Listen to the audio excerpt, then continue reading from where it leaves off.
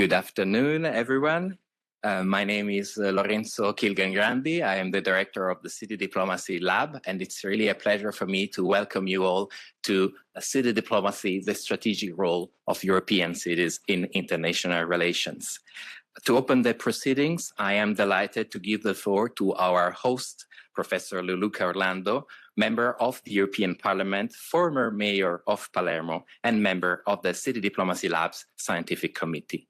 Professor Orlando has been one of the most visionary advocates of the political and moral role of cities in international relations. Professor, you have the floor. Oh, good afternoon. It's really a pleasure to be here and to say thanks for your attention. I wish to say, Professor Kilgangrandi, thanks for the engagement to promote the city diplomacy. Professor Benjamin Barber wrote a book, If Mayors Rule the World. If Mayors Rule the World. He speaks about 12 mayors all over the world, and he says that if mayors rule the world should be better. And one of the 12 mayors was the mayor of Palermo. I was a really close friend of Professor Benjamin Barber, and together with him we founded the Global Parliament of Mayors, just trying to repeat, to underline how important is the role of the citizen, of the cities, of the mayors, just to promote what we have called the interdependence. I wish to speak about interdependence. And the 4th July 2002, we organized with Benjamin Barber a very important initiative in Philadelphia, Pennsylvania. You know that humanity has lived in an interdependent condition after the Second World War. Before the Second World War, there was only an alternative, independent or colony. There was no third possibility. We had to decide to be independent, we were obliged to be a colony. And starting from this position, we have just seen the end of the Ottoman Empire, the end of the British Empire, the end of the colonial France, the end of Italian colonial fascist regime. We discovered how important it is to be interdependent. The Declaration of Human Rights is just the best proof that we can be interdependent. United Nations is just an organization of interdependent people and states. UNESCO, may I tell you, the European Union is an example of interdependence. And this condition of interdependence was just very important along many decades, until 11 September. 11 September broke this idea of interdependence, especially taking attention for the reaction of George W. Bush Jr. with the war against Iraq. From that moment, there was a problem of interdependence. All the institutions that were found based of interdependence were sufferance. Therefore, the 4th of July 2002, just in the middle of the two events, the 11th September and the Iraqi war, we decided to go in Philadelphia, in the House of the Philosopher in Philadelphia, where the United States of America were born. Philadelphia is the city of the independence. And we launched in Philadelphia the Interdependence Day. 1 year after, we went in Cape Town in South Africa, then in London, just every 4th of July to celebrate interdependence.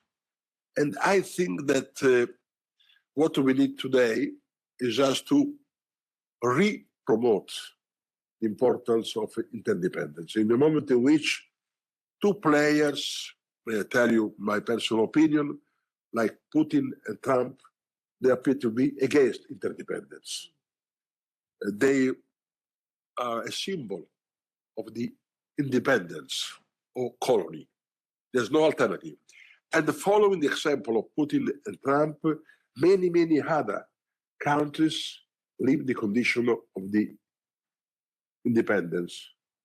So we have so many little Putin, so many little Trump all over the world, trying in the name of sovereignty just to declare that the interdependence has no value. Why I said so long about interdependence? Because I think that the diplomatic role of the mayors is based on the interdependence. I think that what the cities need is to promote interdependence, and the mayors are, when I say mayor, I say local government, of course, but generally I speak about the local government, not only the mayor, even the vice mayor, I mean, even the city councillor. But I think that the mayors are free, are really, really free political actors. They have no army. They have no currency. Can you imagine how free he is not to have an army, not to have a currency?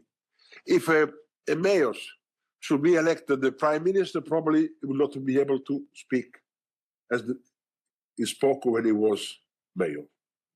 The same person, the same idea, the same vision. So I think that the role of the municipalities, the role of the mayors, is just to press to the other level of government that is important to promote interdependence. Interdependence is more strong, more deep than independence. I am not independent from Flavio. I am interdependent from you, and you are interdependent from me. You know what is the difference? And in the daily life, the mayors, they have to promote the interdependence. Therefore, we approved in the city of Palermo the Charter of Palermo about international mobility. And our position was to be against the residence permit. The residence permit is the new slavery, the new death penalty. My dream, my vision as mayor, free as mayor, not as prime minister, but as mayor, is just to say that we have no migrant in Palermo. When somebody asks how many migrants are in Palermo, I do not reply 80,000, 90,000. I reply no one. Who lives in Palermo is Palermitan, making no distinction between who was born in Palermo, who lives in Palermo. Therefore, using the competence of the mayor, I was not able just to give a passport. It was not possible. It was not possible for me to give the residence permit. I discovered that it's possible to give the anagraphic residence. It's competence of the mayor. It's competence of the mayor to say that Mr. Grandi lives in Liberty Street, number 32. Giving this certificate, I gave the possibility for the migrant to work not in black, and then finally to get the residence permit. I gave possibility to rent an apartment not in black. One of these guys who received my anagraphic residence, my certificate, in an interview alla Repubblica, is an important Italian newspaper, said, I have to say thanks to the mayor. I don't know the mayor of Palermo, but I have to say thanks to the mayor because he gave to me the anagraphic residence. So finally, I can pay taxes. And I can call police and send police to arrest you because I know where you are. You understand that security cannot be divided from respect of human rights. If you let the people be visible, it's the role of the mayor to let the people be visible. Because if you are invisible, you are dangerous for you and for the others. There is no difference between mafia boss, a fugitive mafia boss, and St. Francis. St. Francis without documents is dangerous. For himself, for the others. The same Totorina. Without documents, being fugitive is dangerous. For himself, for the others. So you can understand how it's possible just to build a system where we are all interdependent, not respecting the terrible law of the blood. I'm a racist, as you probably have understood. I'm really, really racist because I do defend the old existing race, the human race. So I'm racist. I do defend the human race, but I'm against the law of the blood. My identity does not come from the blood of my parents. My daughter is not my identity. I'm not the identity of my brother. I'm not the identity of my sister. The Palermitan identity does not exist. Does exist, of course, Palermitan climate, Palermitan landscape, Palermitan panorama, Palermitan style of life, but not identity. May I ask you, if we do belong all to the same human race, and we do not depend for the blood of our parents, may I know the difference between somebody who was born in Bangladesh and somebody who was born in Germany? What difference? And migrants are a richness for the city. To welcome migrants is a city diplomacy. Because does not respect the idea that we are independent, but send the message that we are all interdependent. I spent all my time just praying with God, because I believe in God, but please don't ask me the name of God. So when I'm in a mosque, I pray for Allah. When I am in a synagogue, I pray for Yahweh. When I am in a Hindu temple, of course, I pray for Shiva. And the mayor went in all, I did not only pray, I did something else, but I tried just to pray in a different way, just to send a message to our own member of a community. Just to overpass the state sovereignty, but to overpass in daily life of the city, the diversity as an enemy. Forever changing. I have to say thanks first of all to the migrants, because the migrants produced a positive contamination. I'm speaking about city diplomacy, not. Sent just an important message. They send a message that it is possible to pray a God that is not the name of Jesus Christ. It is possible to eat something that is not spaghetti. It is possible to appreciate music that is not Sicilian music. You understand what that means? To open the mind of the people. Just to let the people live local and global dimension. I think that the mayors are condemned to be Stravic. In high to see the world, without high to see what happens in an apartment that hold the women that is nothing to eat. To combine the two opposite is the best way to promote the interdependence. Therefore, I think that the first institutional political actor is the mayor. And everybody is asked to the mayor. It's very, very important because 80% of the requests I received were not of my competence. Of my competence. It means that we play just a role that overpass majority and minority. Because as an entrepreneur, I am a representative of the majority. As mayor, I am a representative, first of all, of people who did not vote for me. And the mayor is not only the chief of an enterprise, but is in the same time just, may I tell you what the German says, the Stadtvater. And I know that can appear to be romantic, what I'm saying. But please, you have just to have, we have a problem of train. We are dependent from the train of Clara. So I have to just to close my speech. I will have the opportunity to say something else. Thanks a lot.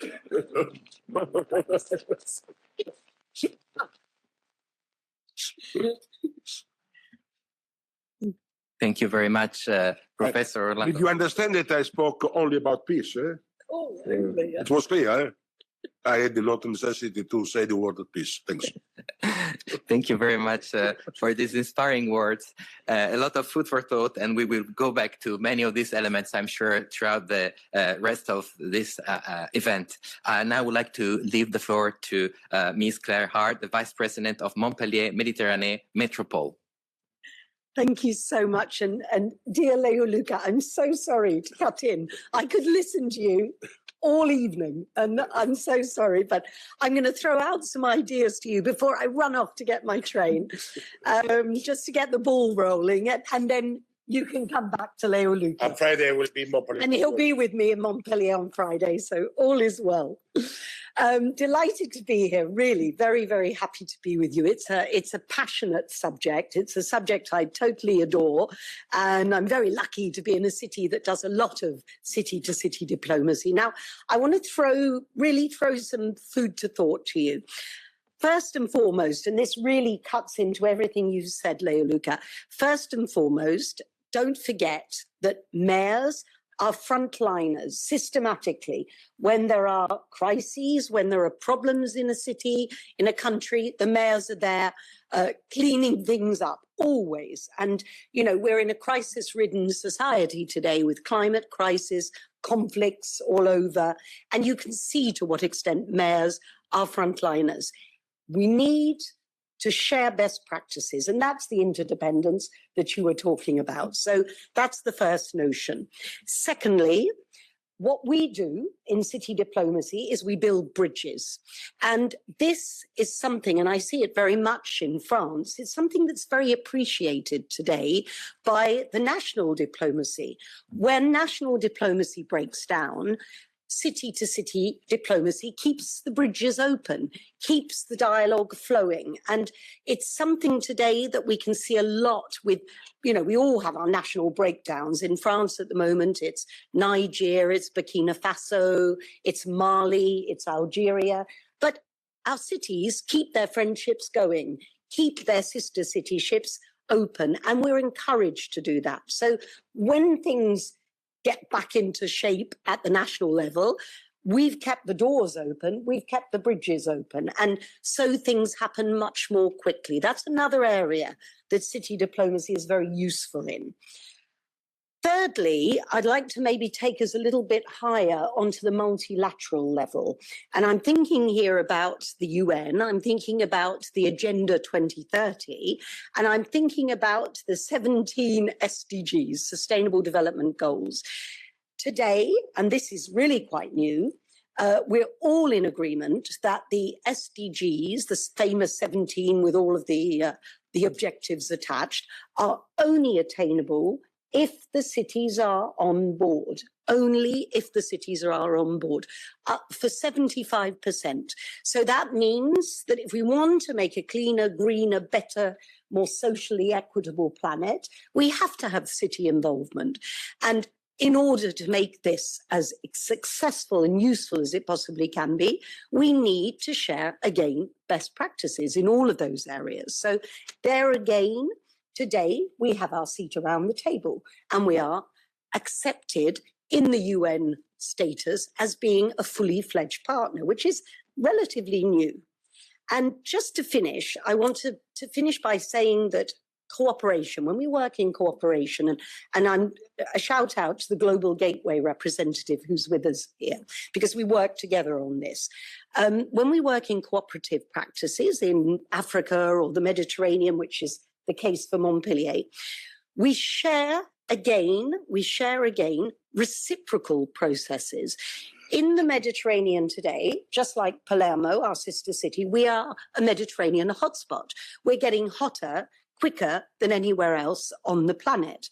And so when we speak with our friends in Morocco, Algeria, Palestine, or wherever it might be, we are picking up on ancestral practices for irrigation, for water management, particularly for agroecology, which we then can bring back and put into practice in our own cities, in our own environments. So again, cooperation is a two-way flow. And I'd just like to finish by saying that when we talk about interdependence, This is what we're talking about. We are obviously, and this comes back to your notion of peace, we're all on the same planet. We're all in the same boat. And of course, we're interdependent. If we weren't, we wouldn't be able to survive. So the future is city diplomacy for us. We believe in it very, very strongly, hand in hand with national diplomacy, hand in hand with the European family, and even more than that, with our UN partners. So it's absolutely central, essential. And I hope I've given you some food for thought. I'm going to have to run for my train. But thank you very much for your attention this afternoon. Thank you. Thank you very much, Claire, for these inspiring words. And of course, please go ahead. We totally understand this logistical commitments. So sorry. And similarly, I now would like to leave the floor to Mr. Carmine Pacente, who also has some logistical commitments coming up. Carmine Pacente is the president of the Committee on Urban Affairs and International Relations at the Milan City Council and a member of the European Committee of the Regions. Thank you very much for your invitation, Professor Kilgangrandi, and thank you for the words that I understood from Leo Luca Orlando and from our colleague from Montpellier. Bon voyage. Yes, I'm a member of the European Committee of the Regions here in Brussels, and we just finished our plenary session here in the European Parliament this morning, 3 days intensive, I think. European Committee of the Regions as the dialogue, the cooperation among cities, the bottom-up approach as the core business, and the cohesion, the social cohesion, the territorial cohesion, the economic cohesion is our fundamental value. And we built these key words among the dialogue among cities, local bodies, territories, and we promote a strong cooperation among cities. For example, I'm a member of the joint group with Albania, and twice per year we meet the mayors and local authorities from that country for working together, for sharing good practices, best practices, but also a lot of examples with other important European and non-European countries. But we have to increase the power of the local authorities because we need also some institutional tools that we don't have now. Because, for example, we are fighting with the European Commission in this period on the multi-annual financial framework. We just approved this morning a resolution against the proposal of the European Commission and of the member states of the European Union because they don't want the bottom-up approach. They prefer the top-down approach in the budget, in the European policies, and we risk a new centralization, not only in Brussels, in the Commission, in the presidency of the Commission, but also in our member states. So an alliance between Brussels, Rome, Berlin, and this morning, all the European groups, the Socialists, the Popular, the Greens, the Left, voted all against this proposal because we need to increase our power, but we risk to reduce our institutional powers for the city diplomacy and for having real instruments to change something that we think that the local authorities know much better than the central government, also in the European Union. So I think that we have to fight all together. We approved this resolution, and I think that in the next months and in the next years, we have to increase this power, because without this power, we risk that we don't have institutional tools, and in the decision-making process, we have no voice. And this is a very big risk today and tomorrow, more than yesterday. This is not acceptable from my point of view. Thank you very much again for your invitation. Thank you very much, Carmine, for participating in this opening session. And now it's my pleasure to invite our panelists from the International Strategic Insights section to provide us with some broader European and global context. Our speakers will bring a perspective that ranges from multilateral institutions, policy innovation, and research. And first, I would like to leave the floor to Mr. Mark Kuls, President of the Congress of Local and Regional Authorities of the Council of Europe. Born in Brussels, Mr. Kuls has a degree in commercial engineering from the Solvay Business School, Université Libre de Bruxelles. He has served as honorary vice president of the Brussels Parliament, local councillor in Uccle since 1986, and deputy mayor from 1990 to 2018. He previously presided over the Union of Belgian Towns and Municipalities. Thank you very much.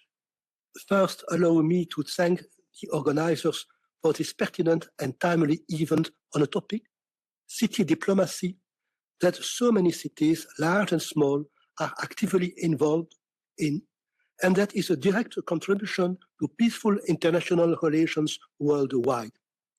I understand that the new geopolitical context can be a challenging one for this practice, and welcome the emphasis you have chosen on the need for clear guidelines and for more support to cities that engage in city diplomacy to ensure their action is not subject to interference and malign intent and can continue to thrive and expand.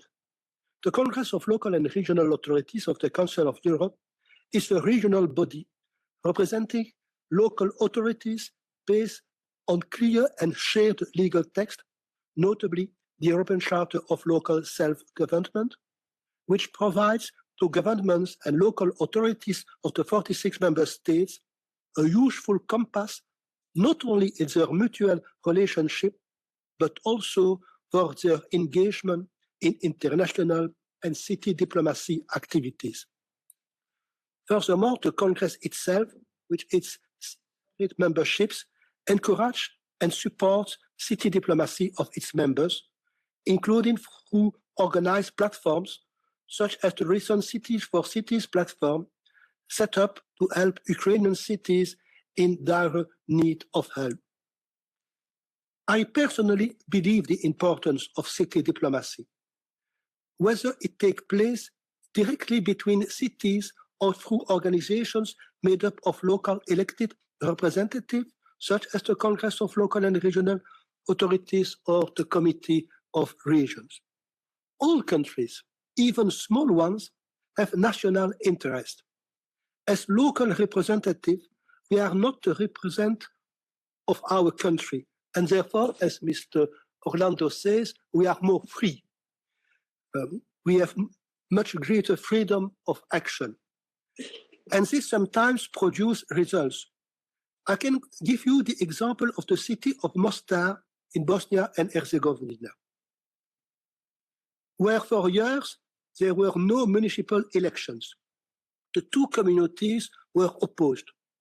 Colleagues first created citizens' assemblies that brought together members of civil society from both communities and established a dialogue between them.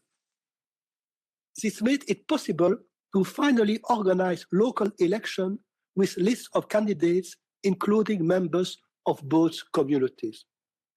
I could cite the example of Cyprus. I tried to organize an informal meeting between Turkish and Greek Cypriot local elected representatives. I have not yet succeeded. I have met with them separately. I have not given up hope of bringing them together, and we also have a project to bring together young people from both sides of the island in the hope of creating dialogue. I note that our governments have been very lukewarm in condemning the wave of arrests of opposition local politicians in Turkey. The mayor of Istanbul and quite a lot of other mayors. Congress and our members have condemned these arrests very clearly, and I have visited imprisoned local politicians 3 times this year. I could also give as an example of city diplomacy our commitment in dialogue with the authorities and numerous local elected officials in Ukraine to prepare for decentralization reform in that country. We have been associated with your previous events in Paris and Rome and aware of your efforts to help cities build a secure and strategic framework for city diplomacy. I am pleased to confirm that the Congress that we would like to continue offering our advice and support and look forward to the developments in this respect. Thank you for your attention and for the invitation of today.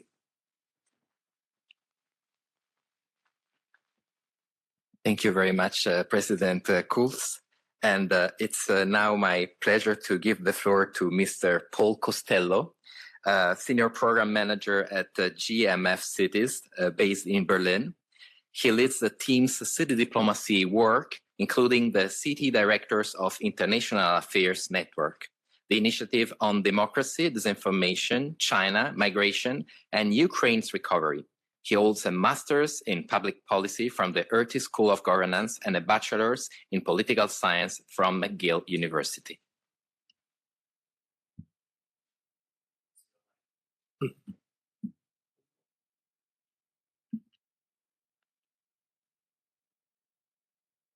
There we go. Thank you, Professor, and thanks to the City Diplomacy Lab for the invitation. And Professor Orlando, thanks for hosting us here. I have to say it was, when I was starting to work with cities, I was a big admirer of your leadership and work in the city of Palermo and standing up to the national government at the time. So I work at the German Marshall Fund of the United States, which is a think tank based in Washington, D.C., with a primary goal of strengthening transatlantic cooperation. You can imagine that's not an easy task today. But in the cities team, we really work to fulfill this mission of bringing together European and North American cities. And our core driver in our work is around strengthening democracy. But we also do work on climate, equity and inclusion, among other issues, as well as city diplomacy. One of the projects that Professor Gilligan-Grandi mentioned that I manage is our City Directors of International Affairs Network. And so what I'm going to share in just a couple minutes are mostly reflections gained from this work. This network of City Directors of International Affairs is a peer professional network. So it's not about mayors, it's not about the cities, it's about the individuals who hold this office and function in municipal governments. We have about 90 cities represented in 25 countries. So from Vancouver and San Francisco on the west coast of North America to Espoo and Kyiv in Eastern Europe. We hold regular virtual meetings on a series of topics that are relevant and valuable for these professionals to exchange on, as well as in-person meetings when we can.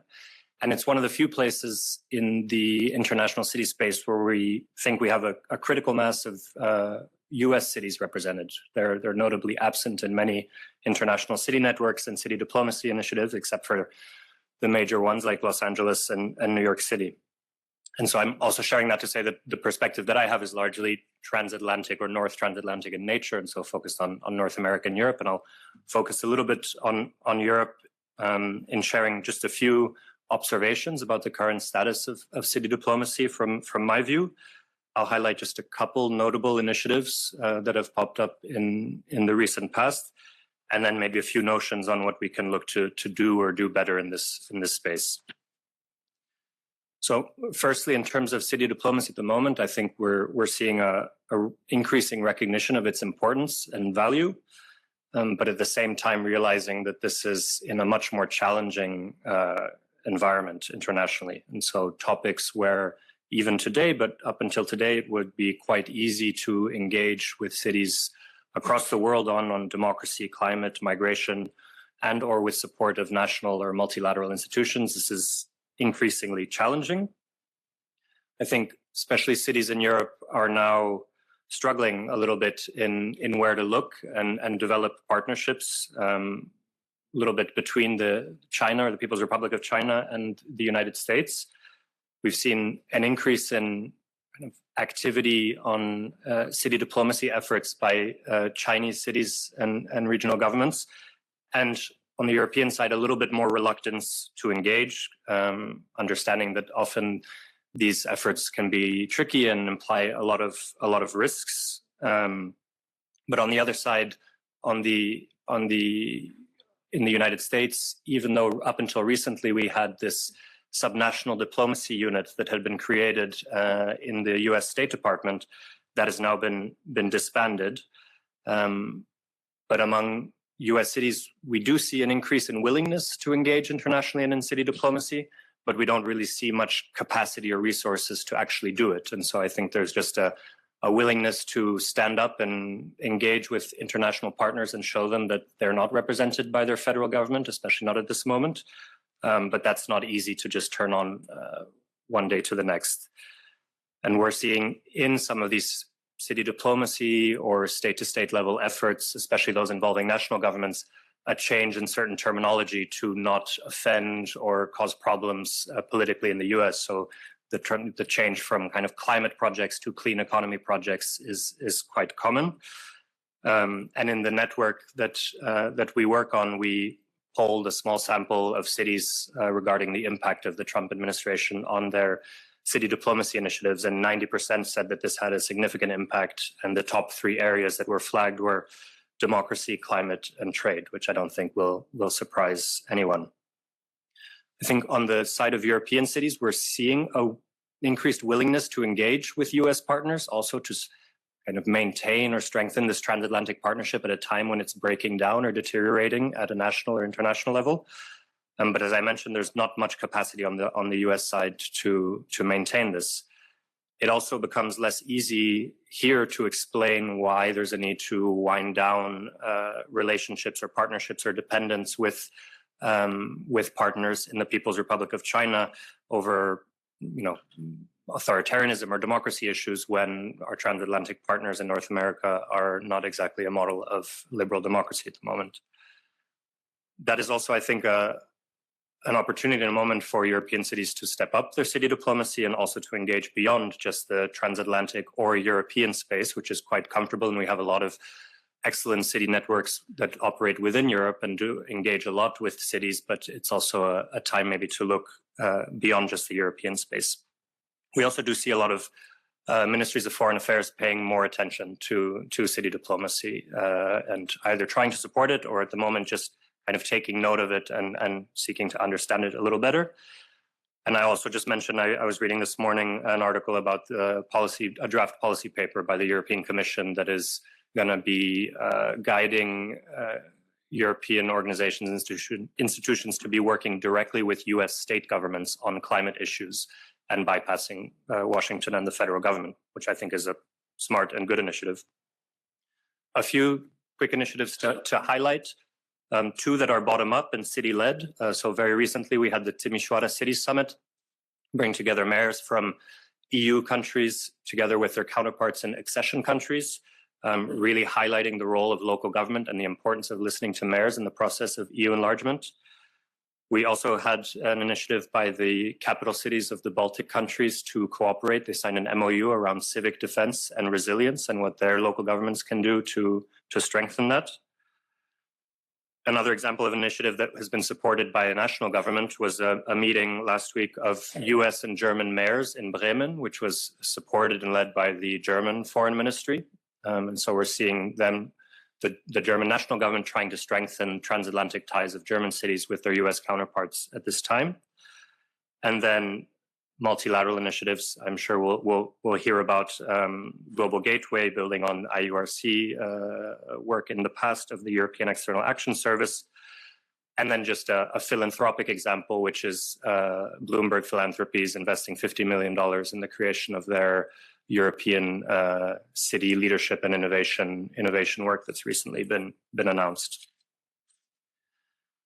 I think a lot of these in things that we can maybe look to do or do better. A lot of the increased interest by national governments is very ad hoc and maybe looking to catch up on what they haven't been paying attention to in the past.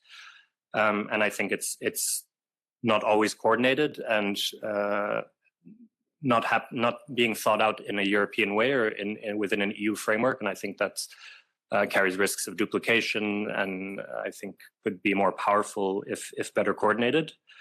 I think it needs to stay strongly bottom up and so led by mayors. This can't be something that is dependent on national governments. As we saw with the subnational diplomacy unit in the US, there's a change in government, that office disappears and everything goes away. And I think the leadership and mandate of this really needs to be bottom up, and there's a role for mayors in that. There's also maybe a role for city associations to help and to pool resources. And with the resources, I think it's important to note that we cannot increase the activity in this space without also increasing resources in municipal governments. So there's a lot of great networks popping up, a lot of great initiatives, but that is putting more demands on local government at a time when their budgets are shrinking. And so maybe that's also an opportunity for EU institutions to step in and support that capacity at the local level. And lastly, I'll wrap up with just 2 points that I think are important to highlight. I think that when thinking about strategic city diplomacy at the European level, I think we need to also talk about this in line with the principle of subsidiarity. I think it's an excellent example of subsidiarity applied to international affairs and engagement. And I think it's critical on the issue of democracy that is also part of this session, in which Professor Orlando was talking about earlier. I think too often the conversations around democracy and the erosion of democracy happen at national and international levels, and we're leaving out the level of government that is most trusted by most citizens across Europe, and local governments which really know what it means to what democracy means in practice in a day-to-day. And I think a good example of that is Mayor Holt in the United States, who is a Republican, but as a mayor has to stay reasonable and is not aligned with his current political party at the moment, and standing up for the importance of democracy, inclusion, anti-racism, and engaging with transatlantic partners on all these issues. Thank you.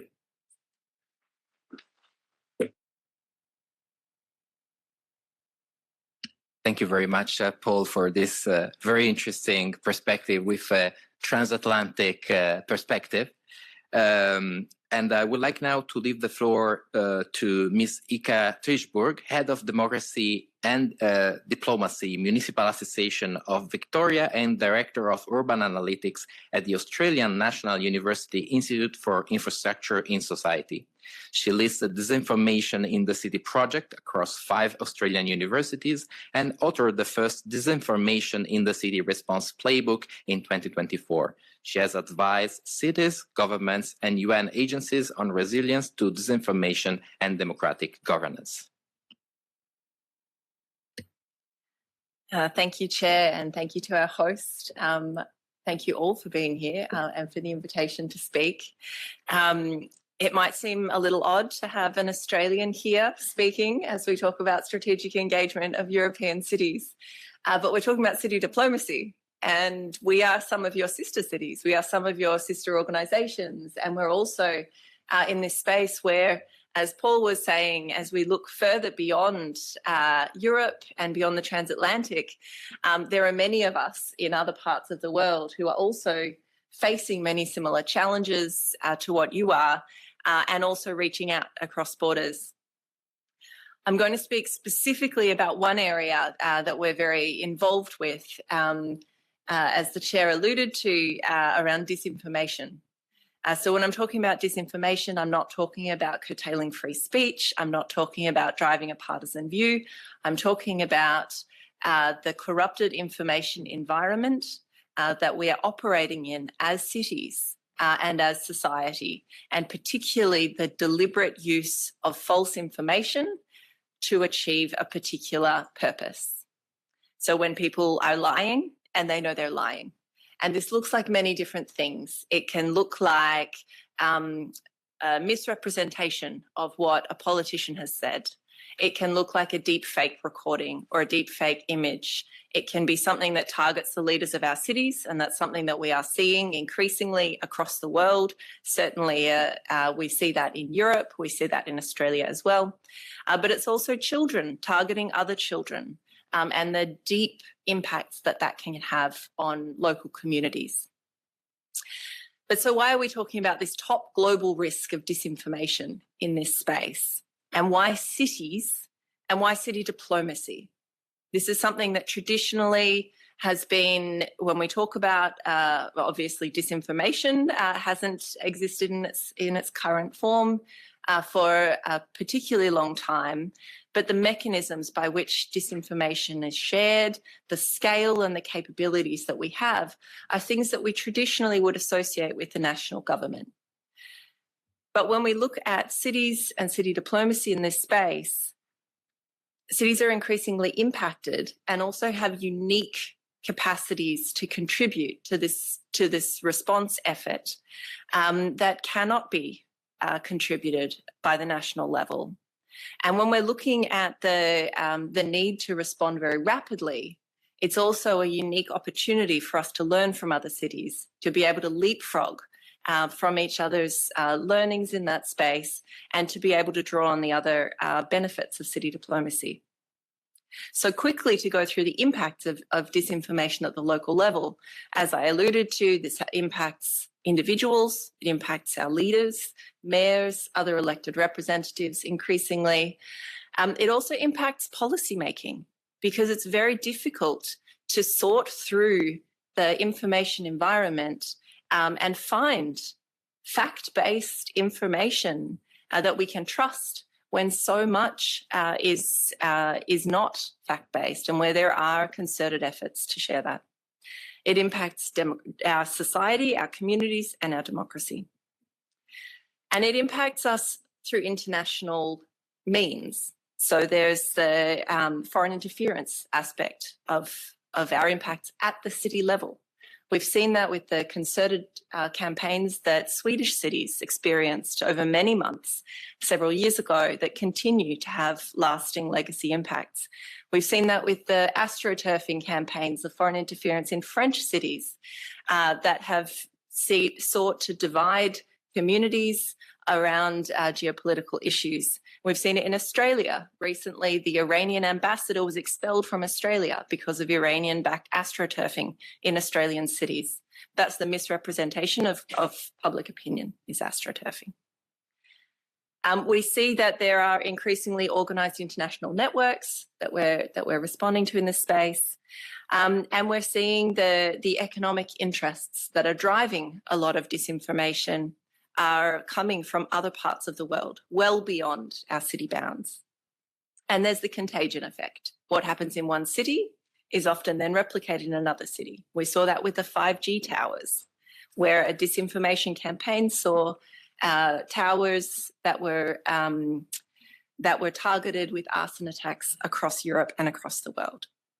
So in terms of city diplomacy and action in responding to this, there's multiple ways that this is being achieved at the moment, working with cities in Australia, working with cities in Europe, across Asia, Pacific, and on the other side of the transatlantic as well.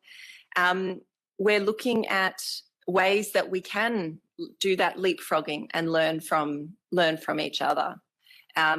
More than 40 of us, including GMF, our partner, gathered last year to create the world's first disinformation response playbook that drew on the knowledge of multiple cities and multiple sectors to be able to establish something that would be applicable to the city context, where everything else at that point was at the national or supranational level. We also need innovation. These are uncharted waters that we're navigating, and cities offer the opportunity to provide very different lenses. We can challenge each other and the assumptions that we make within our own context in ways that are really valuable for innovation, and we can share innovation. And we can also provide a collective heat shield. So one of the really difficult aspects of disinformation response is that it's politically very challenging to stand out and to be the lone voice against disinformation when it is hyper-politicized. And so by working together, different cities are able to, and do increasingly, provide that collective heat shield, where it's not one mayor or one city that needs to stand out, but it's several or many that are standing out and creating the conditions where that becomes politically salient. And that is critical to our ability to respond. And then, of course, we have collective efficacy. So the fact that one city might not be able to make a meeting with Meta, some of you might, but some won't, but 100 might, or 1,000 might. And when we're dealing with great power imbalances, the collective efficacy of cities being able to engage in these critical, timely international conversations means that city diplomacy in action in this context has become a real tool and an asset that we're able to draw on, and that increasingly national governments and supranational entities are really taking note of because of the critical capabilities of cities to help to navigate this locally experienced global issue. So I offer this as an example of city diplomacy in action, where we very much benefit from the knowledge of European cities. It's an area of strategic interest, and continues to into the near future will likely be of significant concern to both Europe and Australia and other geographies that we work with. And I hope that is a helpful example of our work. Thank you.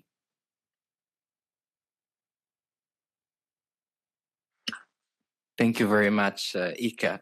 And now you maybe would have expected this at the very beginning, and I apologize for the reshuffling of the program. I would like to provide a little context myself for the event.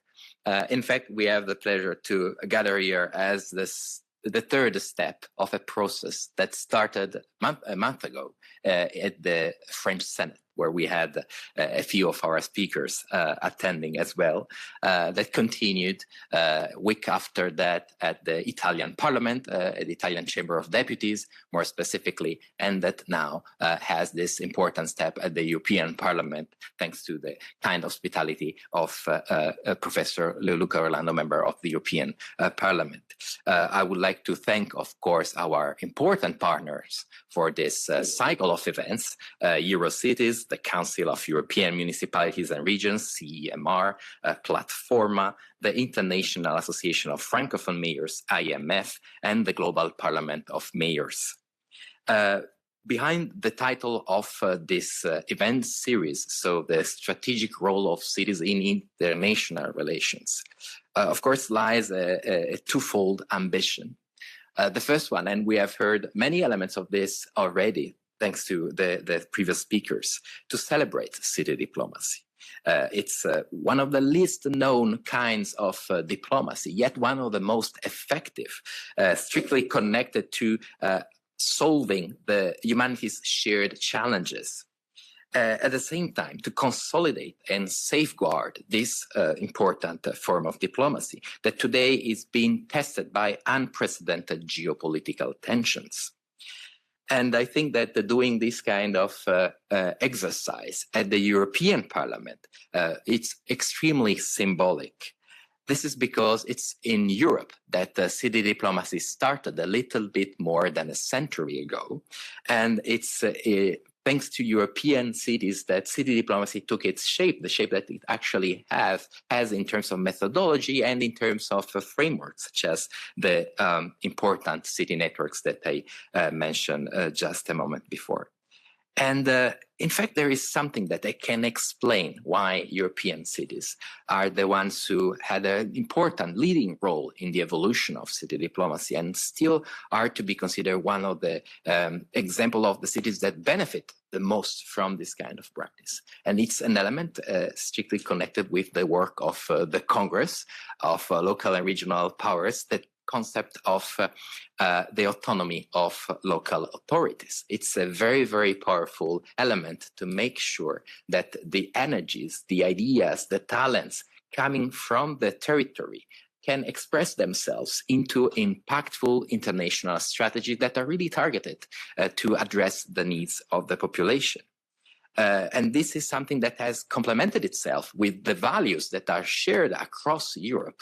And of course, I'm thinking about human rights, democracy, and the rule of law.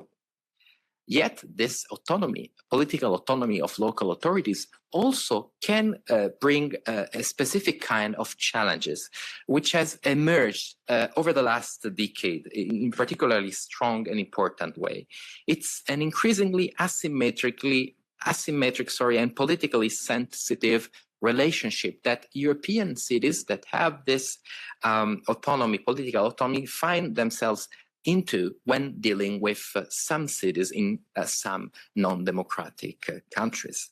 How this has happened? Well, in a way, it's the result of the success of city diplomacy. City diplomacy is now a recognized, more and more recognized tool of diplomacy. And unfortunately, also non-democratic regimes have noticed that and took an interest in integrating their own cities' international activities into the toolkit available for their own foreign policy. This is why we often refer to this kind of manipulation of city diplomacy as proxy foreign policy rather than city diplomacy itself. And so authoritarian regimes have been known to interfere, as Ika was mentioning before, with different cities across democratic countries. And this information is a clear example. Others are, in fact, procedures of surveillance, especially for the diaspora coming from the non-democratic countries, can be an object of policing, of course, illegally conducted, considering that this is something that is not permitted, of course, abroad. But also the acquisition of intellectual property and strategic urban investment in democratic cities that are specifically meant to be able to influence and direct the activities of the locally elected officials and the city council.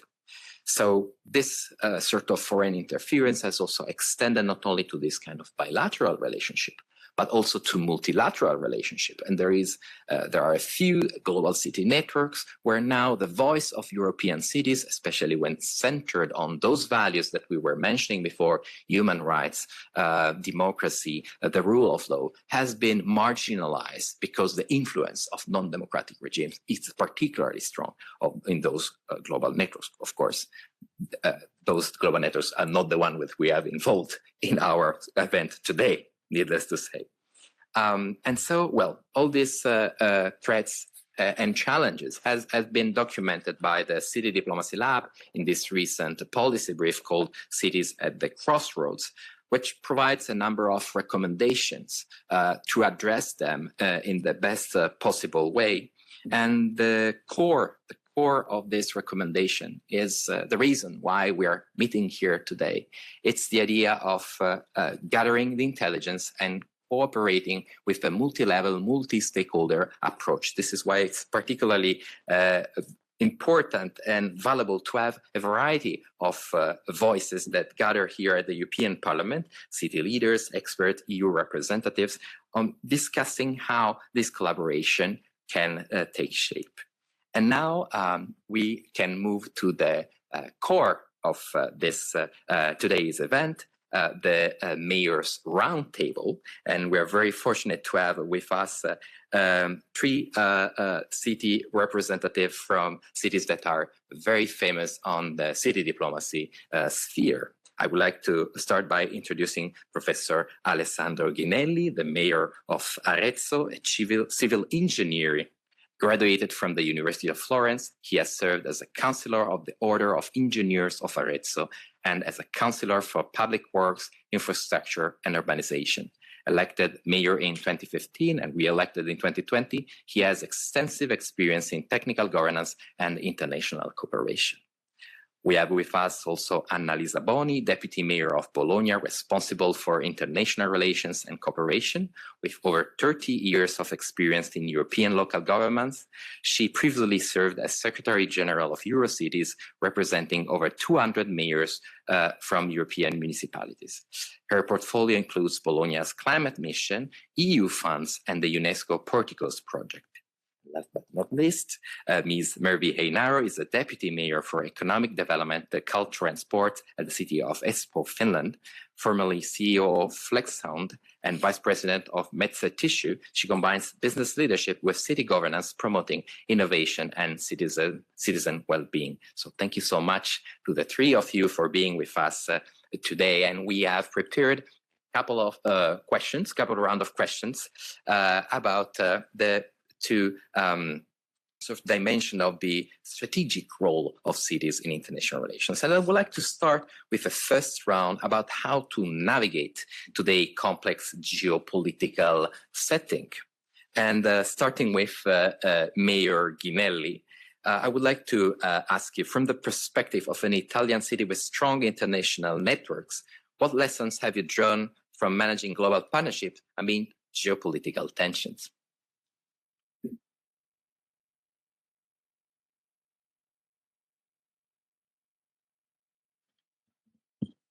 So good afternoon to everyone. I'm honored to represent Arezzo, thank you, a city famous for its history, culture, and heritage. We are here to discuss a coordinated European approach to city diplomacy. But before we discuss the how of coordination, we must address the why. The increasingly complex and often volatile geopolitical situation is more often affecting local governance. For too long, international diplomacy was seen as a high-altitude exercise. I submit that this view is outdated. The city is not merely a recipient of international policy, it is a seam in the complex fabric of global diplomacy. The first function of the seam is the point of materialization. When crises erupt globally, whether it is a conflict driving mass migration or inflationary shock to the global energy market or a climate emergency, they do not exist in the abstract. They materialize in our cities. In Arezzo, like in many other cities, an international crisis translates directly into at least three effects. First, economic shock. Our main economical sector, the famed gold and jewelry artisan sector, being deeply integrated into global supply chains, feels the immediate impact of sanctions or trade disruptions. We must engage in targeted micro-level economic diplomacy to secure new markets and resilient supply lines, protecting local jobs and economic substrate. Second, climate and resilience. We approach global environmental goals not as mandates, but as strategies for local resilience.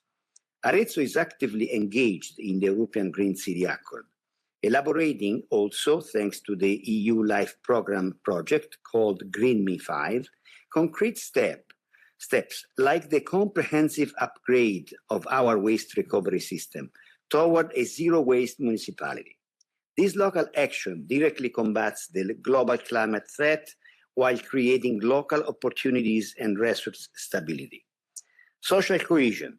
Geopolitics events often fuels state-backed disinformation campaigns. These campaigns target the soft underbelly of our communities, using issues like migration or energy costs to sow international discord. They are designated to undermine the very trust that sustains democratic life. The vulnerability of the city is compounded by a fragmented defense. A fragmented defense where each city is left to fight global threats on its own is an open invitation to those who wish to unreveal the European project. This brings us to the core of this roundtable's purpose. We, the cities, possess the data, the trust, and the ground-level perspective. We need the European framework to unify our efforts. We are ready to act, but we require a systemic, coordinated European response to turn resilience into a shared strength. Thank you.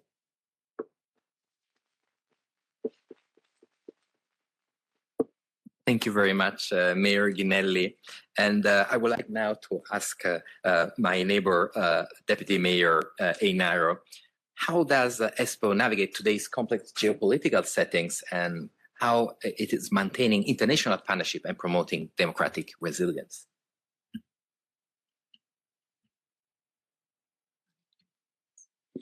Thank you, Chair, and thank you, Professor Orlando, for having us here, and thank you for the excellent prior speeches. I think there's enough been said about the frameworks. I'll give you a few concrete examples how a fairly small but second largest city in Finland, how we in concrete terms work with our international work and city diplomacy. Espoo is a fast-growing city, but we're also a technology and innovation capital. Though we are 325,000 citizens, we are number 6 city in Europe in the number of patents filed. And our technological spearheads are, for example, quantum, AI, space, 5G, 6G connectivity. So fairly critical and sensitive technologies at the moment. When it comes to the complex geopolitical context, it's obvious that these kind of technologies are both critical to European technological sovereignty, but also very interesting to other parts of the world. So looking at our history of being international, working with international networks like with Eurocities for a long time, with Annalisa and the rest of the cities here, we've also been involved in having sister cities in different parts of the world, especially in our neighboring countries, in Russia, in Sweden, in other Nordic countries, and so forth, but also, for example, in China. So since 1998, we have been sister city with Shanghai. And having worked a long time with the Shanghai authorities, we have over the years, over 25 years now of city diplomacy, so to say, or this kind of concrete cooperation with Shanghai, we have a very working relationship with the city.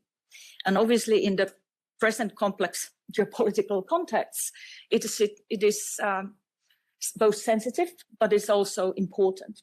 The work started originally, of course, as helping Finnish companies like Nokia and Con Elevators and so forth in opening doors and kind of giving them the background and supporting the local companies being international. But obviously with the change in geopolitical context, it has more become our job in the city of Espoo to keeping the doors open and having the political intercourse and having the political discussion ongoing. We may say that we have even better possibilities of opening the doors to Shanghai than the Minister of Foreign Affairs in Finland. We work very closely with them. So every time we have meetings, whatever, we're checking with the ministry and keeping an open line, but we can open the doors. Our present agenda, obviously, consists mainly of themes like sustainability, urban clean tech, youth, so fairly safe topics.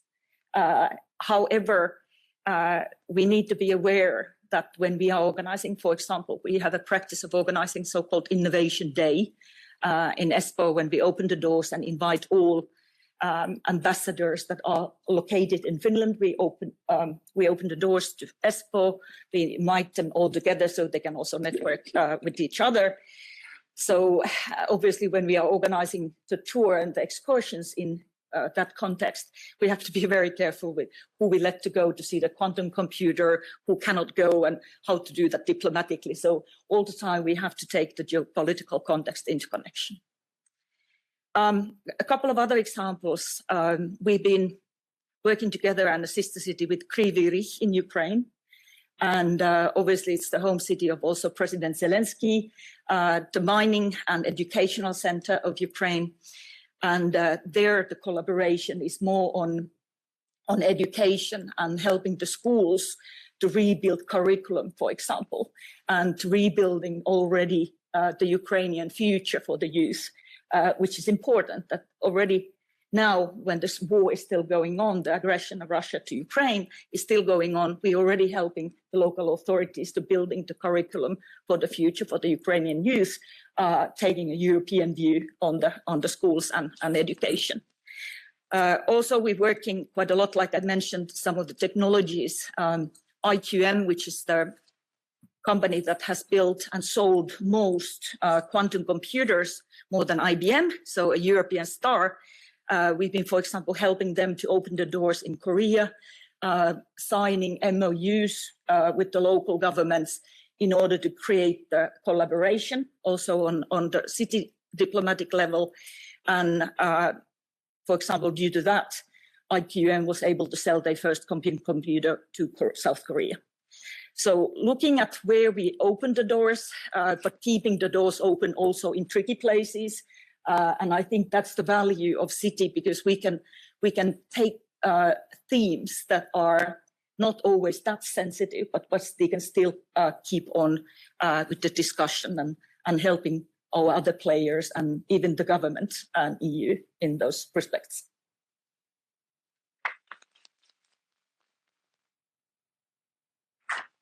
Thank you very much, Deputy Mayor Ainaro. And now I would like to ask Ms. Boni from Bologna. Bologna is one of the champions of city diplomacy, a long tradition of cooperation. So I wanted to ask you, how has the city adapted, transformed its city diplomacy, considering this challenging geopolitical situation? Thank you very much for organizing this event, this workshop. And first of all, hello, a special hello to Mr. Orlando, because we were together when we invented the Car-Free Day.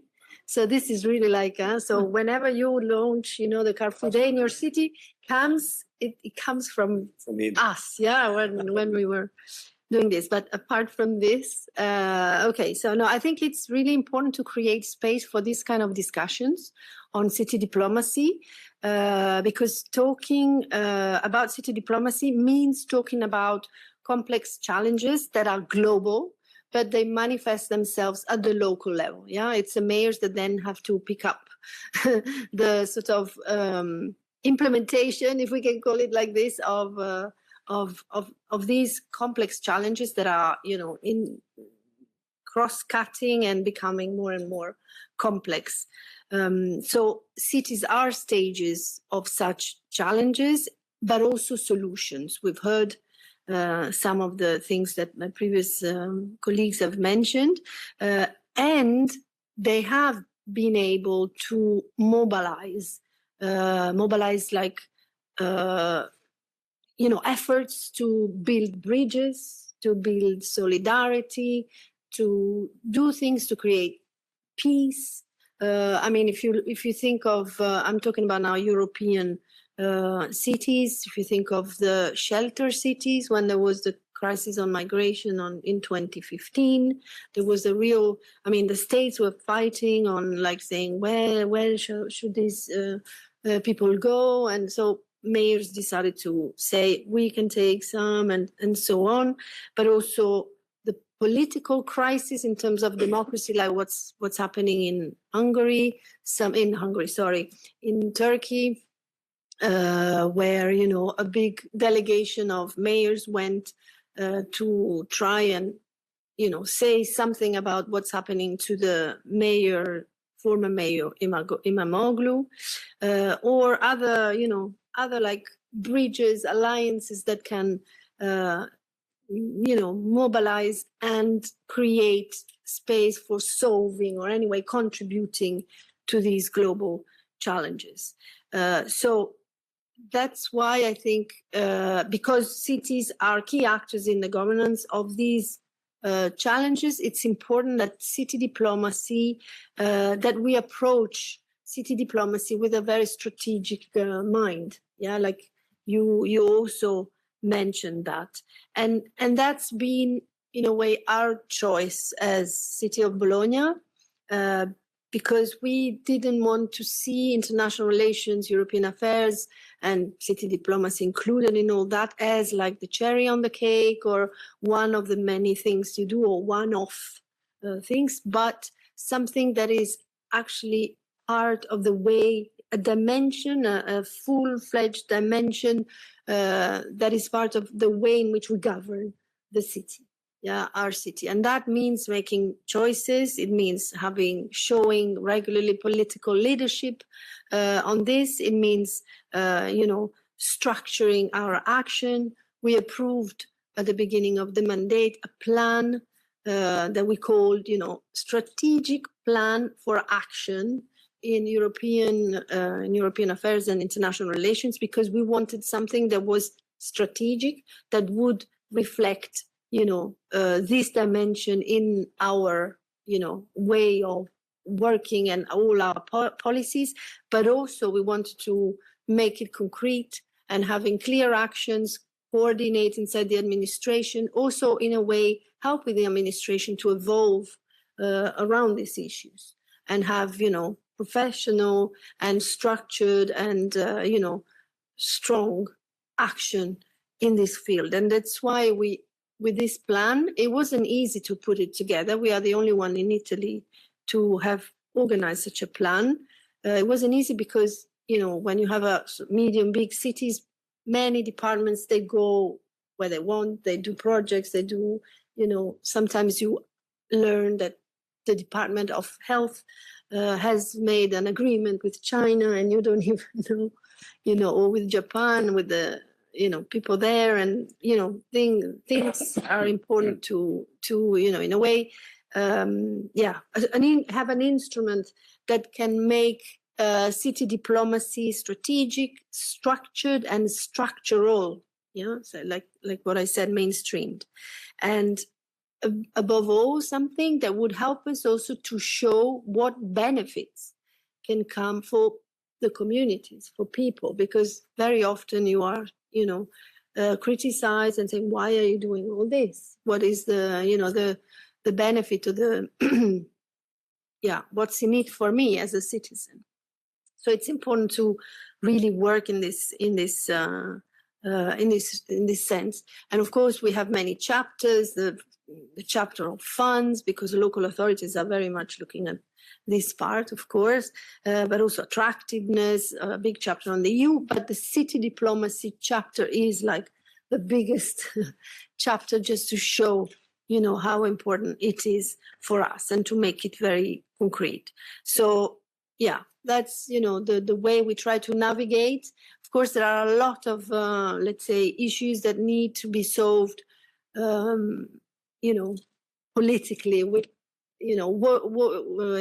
walking on eggs regularly, learning from, the more you exchange with countries that could be, in a way, risky or generate situations that you have explained, the more you practice, the more you exchange, the more you create a critical mass, as you were saying, of people that, want to do these things in a good way, the more, we will also benefit ourselves. So I think it's important that national governments recognize that they help local governments equip themselves with this, capacity to be strategic, but at the same time concrete.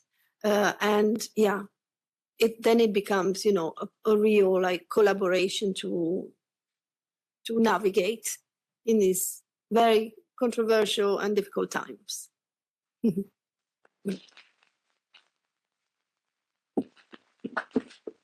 Thank you very much, Annalisa. We have heard from 3 champion cities, of course, that are doing a work that can inspire a lot of other cities. And this is one of the nice part of city diplomacy. Cities love to share best practices, to learn from each other, to have this knowledge sharing. It's really one of the founding principles of city diplomacy. Now I would like to move to the second round of questions, which is about the vision for the future. So, of course, building on these best practices, on this first-hand experience of city diplomacy, how can we further enhance a European dimension of city diplomacy? And how can we imagine not only a cooperation between European cities for city diplomacy, but also a cooperation with European institutions? And I would like to start with Deputy Mayor Einar.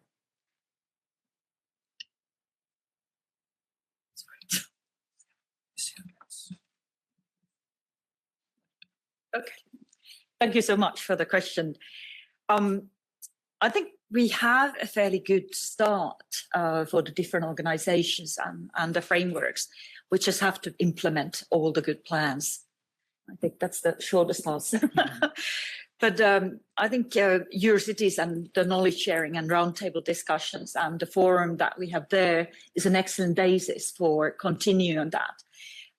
But I also hope that the European institutions listen to the cities. We've been today talking earlier about MFF, about Horizon, about the national packages and so forth. Cities are not visible in the current frameworks, and they should be. Because if we have excellent plans, they will not be excellent implementations unless cities are involved. And therefore, I think, you know, in the respected European Union wants to increase its competitiveness, increase its people's well-being and so forth, we need to involve cities in already the plans, but also the implementation of those plans. So in that respect, I think we need to get our MEPs, but also our Commission to include us in different things. But also, I think recognizing the cities in EU and third country agreements, quite often there are things that are on people's level, and then it's obvious that cities should be included. It's a very human way of connecting people and building those bridges that Annalisa was talking about. And I think that's one way of doing it. We are, for example, working closely with the IURC, connecting European Asian cities, and think that that's very good way of doing and working in concrete terms with, for example, the Asian cities. Thank you.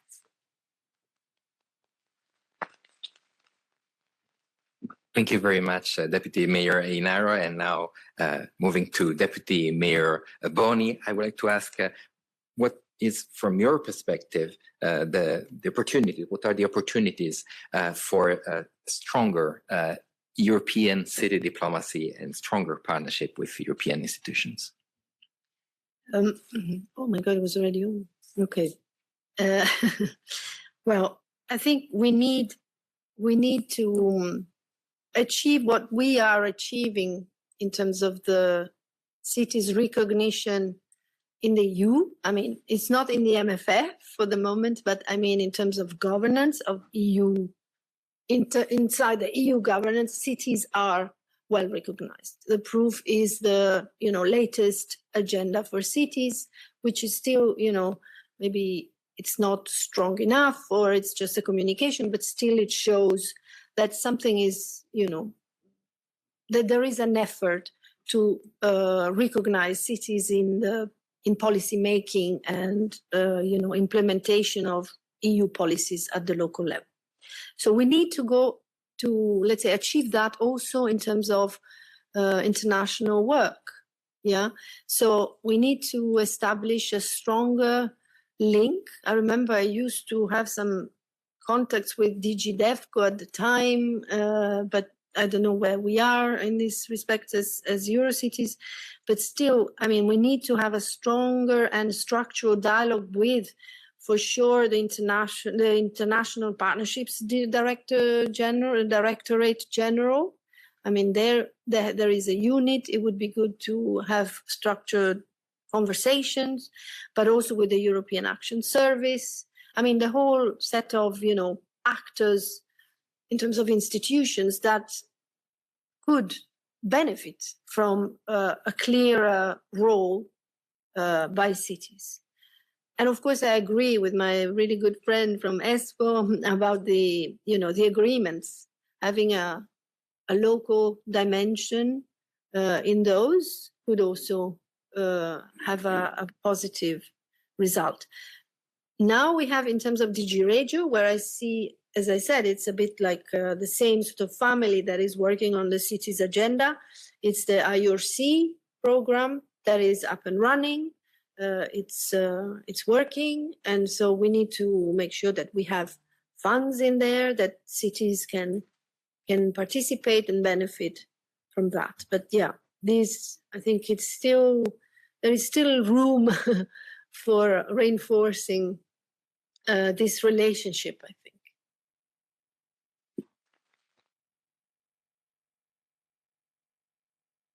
Thank you very much, Deputy Mayor Boni. And now, concluding this roundtable, I would like to invite Mayor Ghinelli to present his vision for this multi-level dialogue that we have been discussing, connecting local institutions and European institutions. Thank you, Chair. Following my intervention on the challenges, let us focus on the solutions.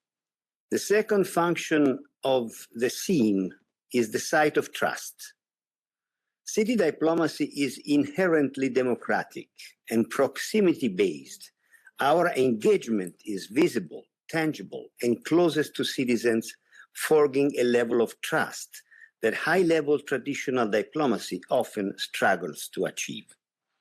Strengthening city diplomacy means strengthening European democracy at its most granular level. We must recognize our municipal platforms as legitimate and necessary extensions of European policy, especially in areas like sustainable development, innovation, and cultural soft power.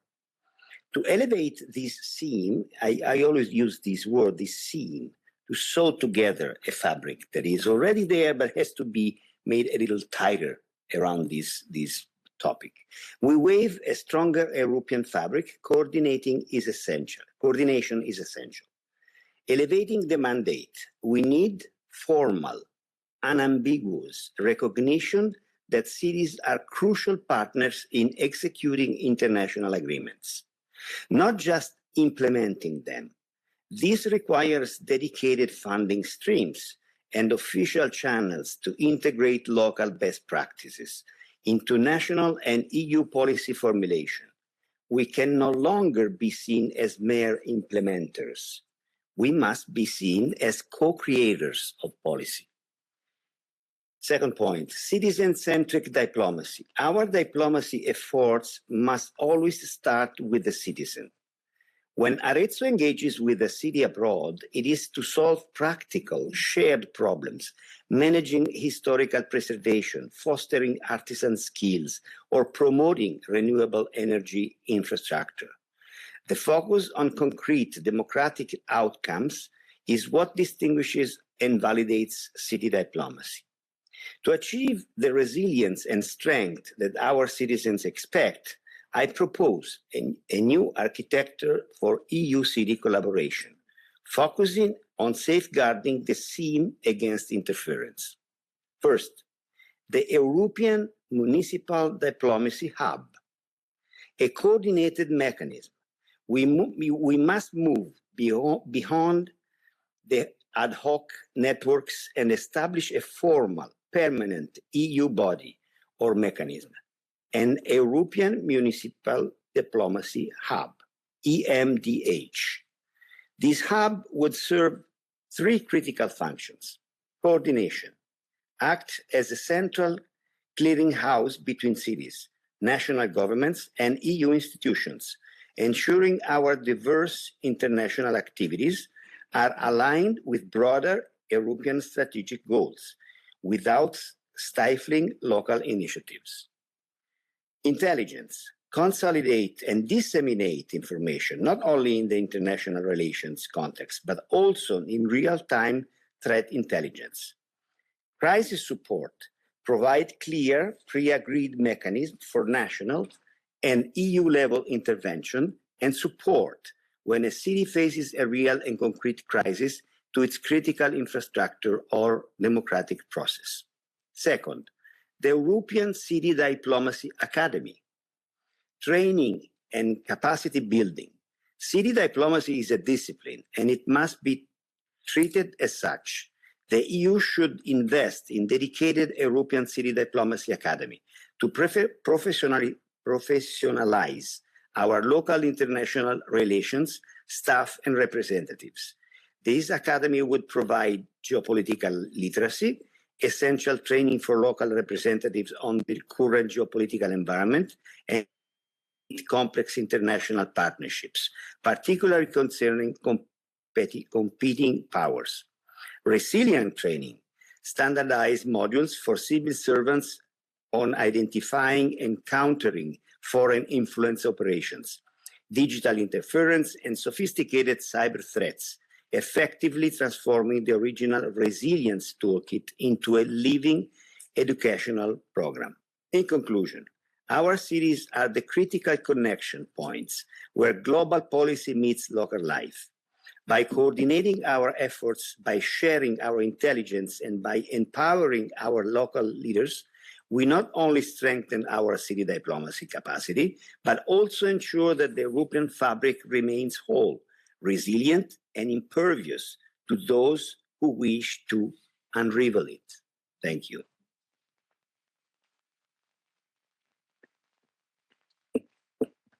Many thanks to our panelists for these inspiring solutions and proposals. I want to reassure you there will be a dissemination, of course, of these inspiring proposals throughout the channels of the City Diplomacy Lab and the partners of this event, as they certainly deserve a wide distribution of ideas so that we can reach a vast, even larger group of people than those present in the room and those connected online, of course. It's now my pleasure to open the floor for a discussion and to express the first remarks about what the many interesting elements that we have heard today. I would like to invite Ms. Pietro Riviglio, Policy Advisor at Eurocities. Well, first of all, thank you very much for organizing this meeting. It's been a pleasure to cooperate with the City Diplomacy Lab on this, and it's extremely important to have this kind of debates at the European level. So we're very grateful for this, and of course, I'm also very happy to hear from the fellow city leaders all these ideas. And for us at Eurocities, it's extremely important to continue working on city diplomacy. It's something that we take very seriously and where we think there is a big opportunity to invest in. And actually, that's why we are cooperating with the City Diplomacy Lab. We need to have a debate on city diplomacy. We need to make sure that the voices of our cities and their practices are better understood and are better known. And I think the fact that we have an EU agenda for cities at the European level now, that the Executive Vice President Fito is about to finalize, is already a sign of the big influence and the big power that cities had over the past 2 decades at the European level. And of course, with multilateralism going the way it's going at the European level, it's probably one of the most important levels where cities can come together to work internationally. So that's already quite important. But of course, we need to make sure that we go beyond the agenda for cities. And at Eurocities, I'm very pleased to hear the very concrete recommendation of the Mayor of Arezzo. I think it's going to be very important to discuss even more how we can create this hub for city diplomacy at the European level. For us, what we have put our attention on over the past months is building relationship with actors like the City Diplomacy Lab to make sure that we create awareness, knowledge about city diplomacy. That's very important. Without stories, without a narrative, and without the evidence of what cities are doing on the ground, it will be difficult to convince our fellow European institutions to engage and take this seriously. So that's extremely important. At the same time, as a network of more than 200 cities from all over Europe, we also want to work more with our members to actually build the capacity of our cities so that not just a few pioneers have their international strategies and they know how to engage with city diplomacy, but actually so that all our members are ready to engage and do city diplomacy. And the third point is very much linked to advocacy at the European level. We need to make sure that European institutions and all the DGs at the European level recognize city diplomacy. There is a huge opportunity for the European Union to actually bring at the service of the Union all these networks, all these relationships that cities already have. And just let me tell the story of the mission that Annalisa Boni referred to in Turkey. It was very important for us to engage with the European External Service to actually make sure that we are aligned and that the actions that we carry as cities when we travel abroad are aligned with the external service. So that's certainly an area where we need to work better together. And that's probably one of the DGs that we should look at when thinking about hub for city diplomacy.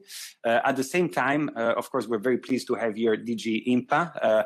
There is a lot of support that the European Union already gives to foster city-to-city cooperation. And moving forward, this should be even reinforced, I think. There is a good opportunity to make sure that, you know, for instance, if you look at the African continent, a lot of our cities already have established relationships, and we're ready to help them build the infrastructures, metro lines, better services, and that's also for the benefit, of course, of our companies, for example. So there is a lot to be done, and at Eurocities, we're extremely excited about this strand of work, and you can definitely count on us to continue the good exchanges. Thank you. Thank you very much, Pietro. And I would like to leave the floor to Mr. Sébastien Skutka, International Relations Officer at the City of Nice. Thank you so much. Thank you so much for the invitation. I'm speaking on behalf of the Mayor of Nice, President of the Metropolitan City of Nice, Deputy President of the Region South in France, and of the Deputy Mayor, who is also a member from the European Committee of the Region. Thank you so much for bringing me in the debate as Councillor of the Mayor. And thank you for all the last remarks from Eurocities. We really value what Eurocities is doing. I was speaking with the team a few minutes ago before we're going there about what we can do together. And maybe you have in mind that Nice is more and more involved into everything which is related to security. And I would like to lead something with you, if you agree, to share our knowledge and our know-how in terms of security, because we have so many European initiatives that we already put on the table. I would like to thank, of course, Lorenzo for the organization of this moment, and everyone for their remarkable thoughts, fruitful thoughts, including what the mayor before just said about the intangibly democratic engagement, commitment of the city when they are doing diplomacy. This is exactly what we are experiencing. I think everyone who is having responsibility in cities, meaning that we are very close to the people and we are close to the ground, and we are twinning with some other city in Europe, but also outside Europe. We are, like you said, helping some companies to win a market outside Europe. You mentioned especially what happened with South Korea. You mentioned what happened in Africa, and we in Nice, we are doing that with some cities in Africa too, on exactly the topic you mentioned, metro, subway, and lightning, etc. I saw, like you said, also about what you do between Finland and Ukraine. We are doing also stuff here in Nice to help the Ukrainian community, but also to help them on the ground by giving them some buses and forces and equipment on the very ground. And in my view, after having heard all this remarkable engagement of everyone, I just have a very mixed feeling. And I would like to share this mixed feeling with you because I think it's food for thought. And this mixed feeling, it's just in one word, it's fragmentation. You see the world today. We all are facing disorder. Disorder in the street, disorder at the geopolitical level, disorder about ecological crisis we are facing, disorder and crisis of multilateralism. And everyone is taking the floor to say, I do this, I do that, etc. And when the remarkable representative of AIMF drew the panel of some initiatives that have been done, and I take so many notes because it was so interesting to hear you, but indeed you mentioned Timisoara Mayors Summit in the EU, you mentioned Baltic countries, US-German mayors in Bremen held and with the support of a German government. You mentioned also the Global Gateway and Bloomberg Philanthropies. You forgot to mention Covenant of Mayors, Champion Mayors of the OECD, Parliament of Mayors, Ocean Rise and Coastal Resilience Coalition, AIMF, ICLEI, UCLG, C40, Delta Cities, EU for Ocean. It's just food for thought to show you that everything is fragmented. How can we do things together more and more? Of course, all our people, they vote for us or for my mayor, and they want to have something from it. We know the people from other countries.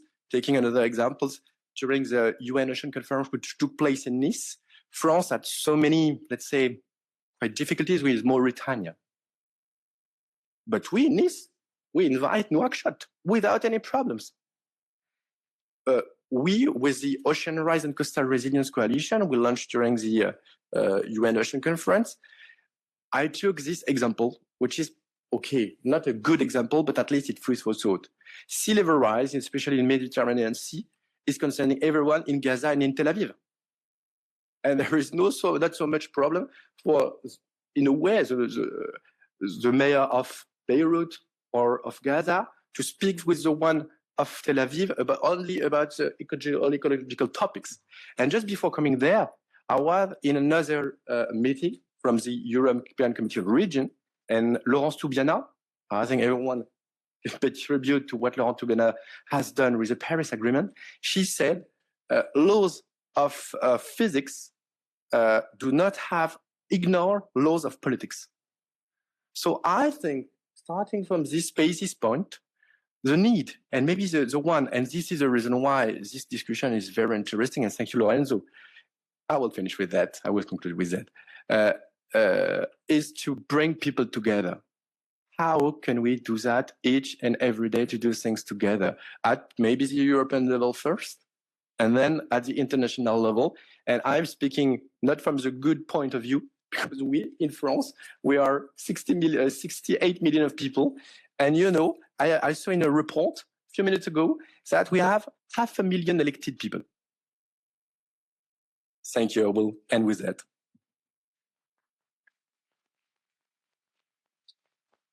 Thank you very much, Sebastian and Peter, for this thought-provoking remarks, much valued. And I would like now to leave the floor to Professor Leoluco Orlando for his remarks. I wish to say thanks to Liz, because you have underlined the existence of Mediterranean. Is the first who spoke about Mediterranean, so I welcome, because I'm not European, I am Mediterranean. But being Palermo inside the European Union, according to Jus Soli, I'm proud to be European. I mean, Mediterranean is normally considered as a sea dividing people. But I think it is a continent of water, just letting different cities all around the Mediterranean to feel, to be Mediterranean. And then European or African or Asiatic, depends on the single city.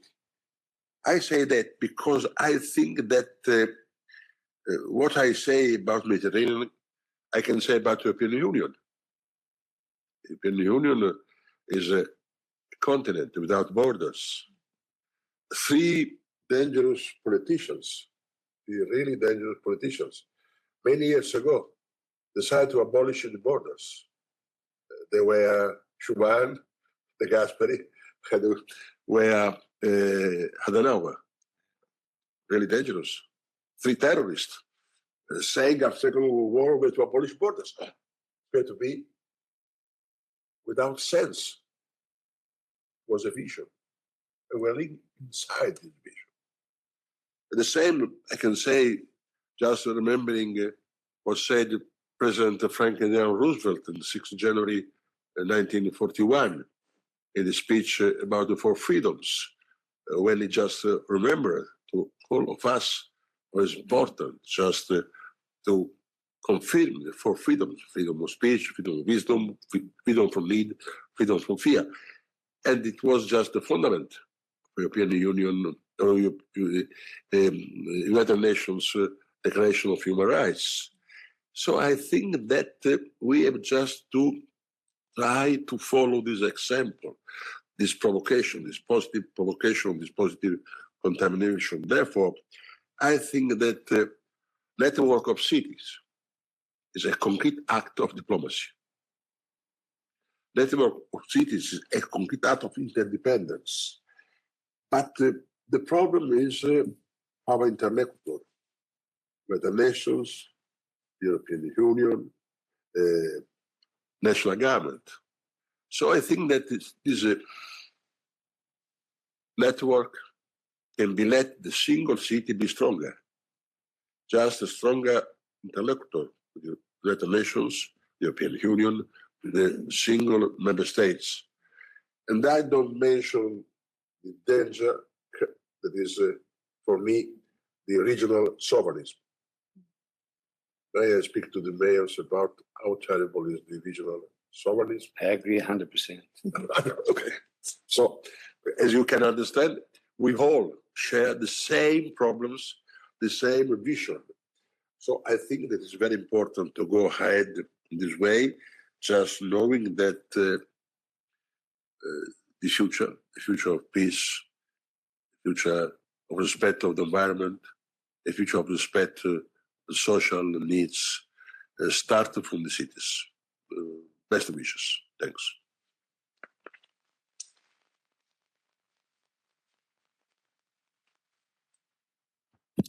Thank you very much, Professor Orlando, for these inspiring words. And now it's my pleasure to open to any remarks and questions from the audience. If you have a specific question for one panelist, please mention the person you are addressing. And if you can also just presenting yourself by naming your name and position. I would like to leave the floor to Boris Stonehauser from PLATFORMA. One on the right. Oh, yep. Okay. Thank you very much. So good afternoon or late afternoon, everyone. Boris Stonehauser, Director of PLATFORMA, which is a network of cities and regions active in diplomacy, city diplomacy, international cooperation of cities. I would like to maybe contribute a little bit to the discussion, which was very fruitful to me, especially Professor Ginelli, who came up with really concrete proposals. And I think it's really something very remarkable that you proposed. We have seen the international cooperation of cities, we say, is being born in the Middle Ages in Europe. The Hanseatic cities in the north, and I'm looking at the vice mayor of Espoo in the north of Europe, who started to work together, not only in business, but also in political cooperation. We have seen the international exhibition in Ghent in Belgium in 1917, which saw the birth of the IULA, International Union of Local Authorities, which in 1951 culminated in the establishment of CEMR, the Council of European Municipalities and Regions, more than 70 years of international cooperation of European cities. And finally, 2008 PLATFORMA, which is a network really focused on development cooperation and internationalization of cities and regions in Europe. Obviously, we speak about cities, and depending on how you define a city, I can basically say we have around 100,000 local governments in Europe. So that is a force that should be accounted with, and that is a potential that we really can develop. Still, there is a lot that we can help. We also support very much national associations. Somebody spoke about fragmentation. You spoke about fragmentation. Only in France, we have 5, 6, or 7 different associations of local governments, of cities, of departments, of mayors. There is democratic plurality at the same time, but also the difficulty of coordination or the challenge of coordination, which is very much so.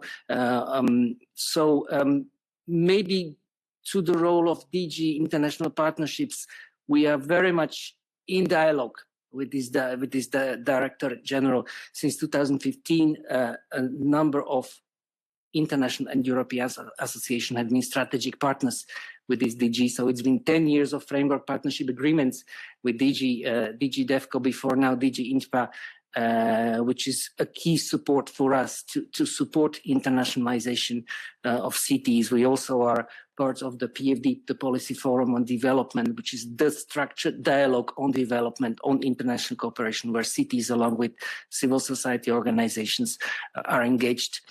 Unfortunately, in this multi-annual financial framework, in the NDK instrument, the role of cities has been very much neglected, and we are very much, let's say, suffering as cities, as local governments, from the very, let's say, unsystematic support. We very much hope that in the future multi-annual financial framework, if we look at the proposal for the Global Europe instrument, we would very much love to see a dedicated instrument to support city diplomacy, to support city international cooperation. And we very much hope that the European Parliament, dear Professor Orlando, if you can help cities to modify the NDK into Global Europe instrument to include the dedicated financing for cities, I think that would be a crucial hope for us in the future to be able to exercise all these functions, all these potentials that you all outlined so nicely. And we hope that cities can carry out in the future. Thank you very much.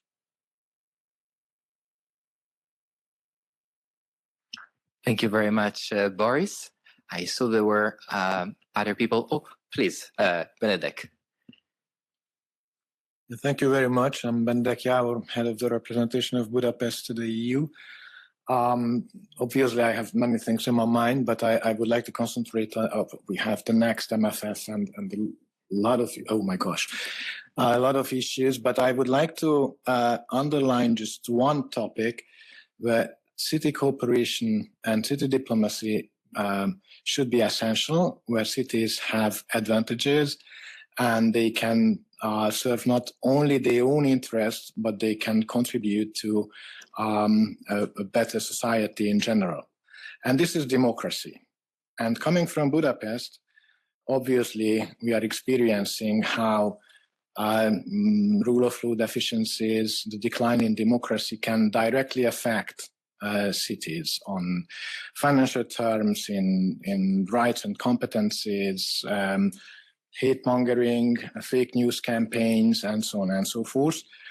For a long time, it was regarded as a specific Hungarian issue, but I think that we are at a point where this is becoming systemic. And in the past 1 year, cities from Italy, cities from the Netherlands, and most recently, cities from the US are approaching us to ask for advice how to survive under populistic, illiberal regimes. And this is becoming systemic, where very often cities are representing the liberal democracy values in an international environment where populism, illiberalism, autocracy is growing. And I think that here the cities should cooperate not only to protect or defend themselves against these attempts from the national government, but also because they can contribute to maintain democracy in the country, as Budapest is doing in the past already 6 years, that we are an island in Hungary trying to maintain a democratic system and a kind of arc for European values in a country. And I think that this is a topic which should be investigated much more intensively by the cities, how they can cooperate and what they can do together to protect and defend and promote democracy, the rule of law, diversity, human rights, and so on and so forth in a very varying global environment.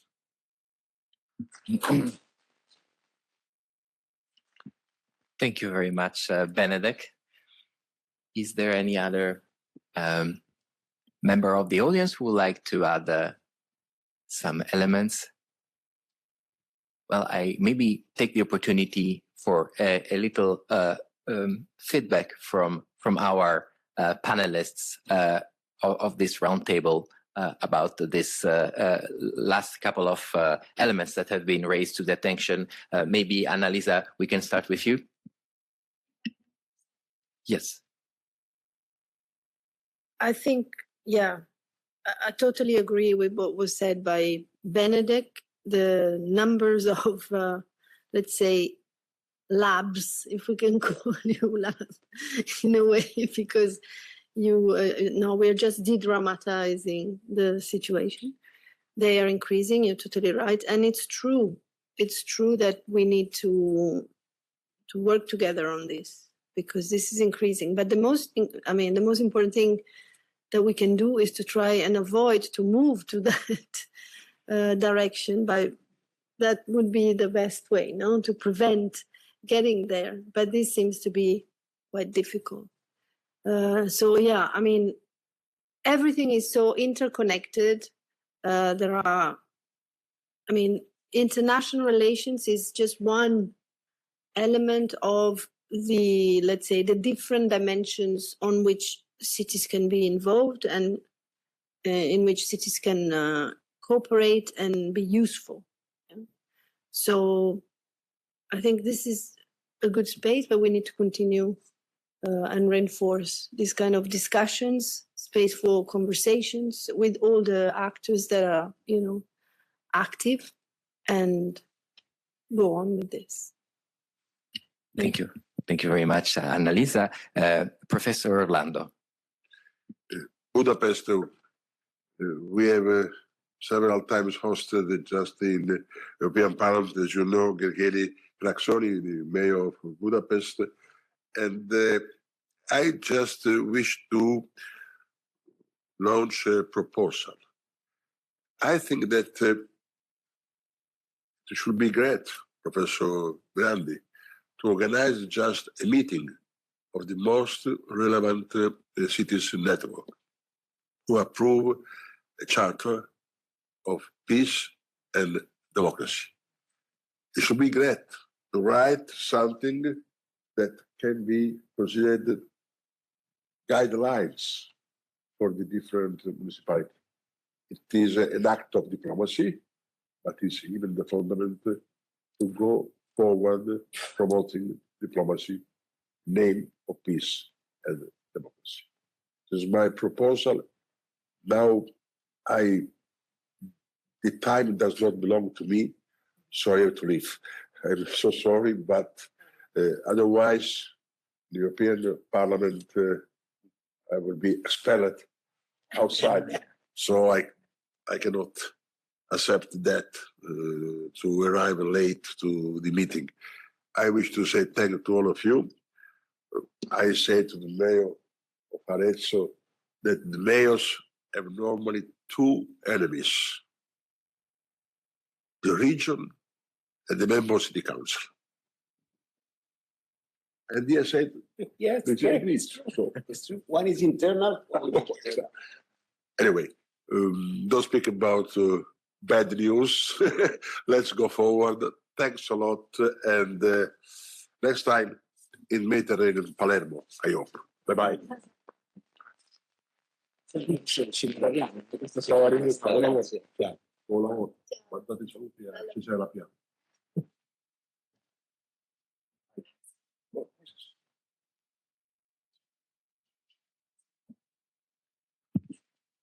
Thank you very much, Professor Orlando. Of course, the City Diplomacy Lab will be honored to work to implement this proposal for a meeting between city networks to find common ground and guidelines for peace and democracy. It's on the to-do list.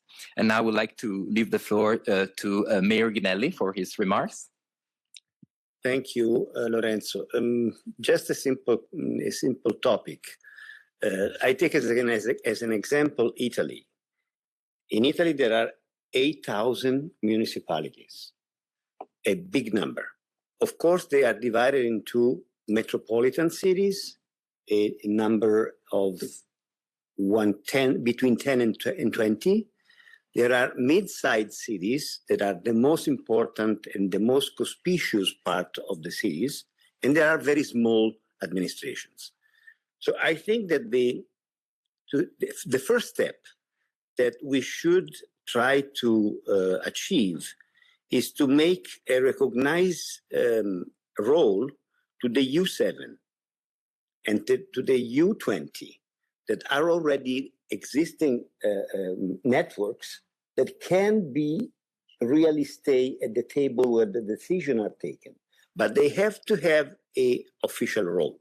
That's the most important, in my opinion, first step that we have to try to achieve. U7 and U20 to be recognized, and they stay at the table, because inside the U7 or the U20, there are the national organizations of municipalities. As I said, Italy has 8,000 municipalities, too many to be handled.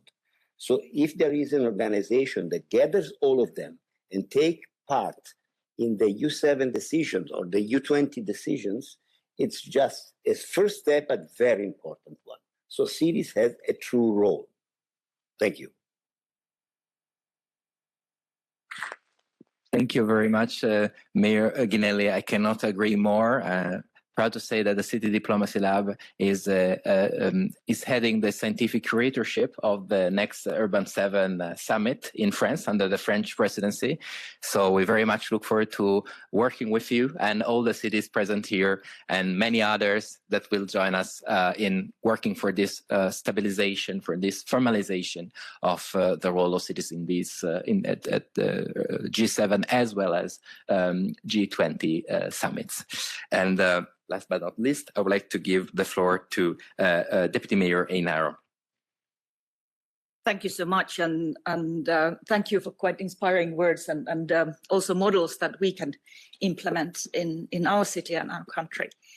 Based on a little bit what Mayor Ghinelli was saying about that model, it is related to city diplomacy, but it's also a new model how we're working in Finland, the 6 largest cities that we call C6. And the Prime Minister, we have a forum that's called Alliance with the C6 mayors and the Prime Minister. And together we have identified a few themes that are crucial, not only internally, but also related to international relations. And one is international labor and attracting talent to Europe.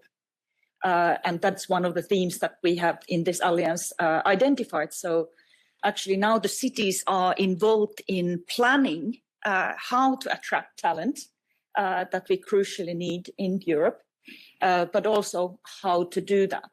And when we are now involved in the planning of the mechanism and how to do that talent attraction, we also at the same time committed. So that's very clever for the government because they get us to commit to implement what has been together decided, but we also do with minimum resource or minimum extra, let's say, unnecessary labor or unnecessary procedures and so forth.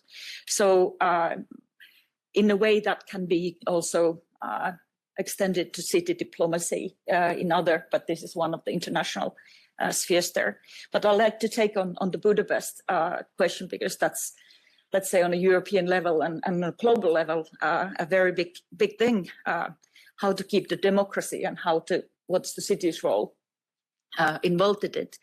I think there's no easy solution, as you well know, and we all know.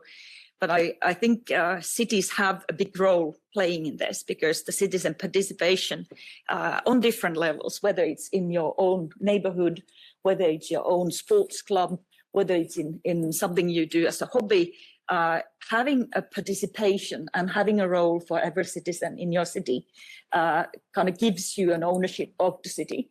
And when you have an ownership and you belong somewhere, I think that's one of the ways when you are not less eager to accept disinformation, when your education, local education, your local school, your local neighborhood school is at the sufficient level and there's work, there's hope for the youth, then you are less prone to go along with populist and disinformation policies. So I think it's a very throughout Europe and everywhere, we need to make sure that our youth has good education, therefore hope, therefore less prone for this kind of thing. But many, many other things as well included.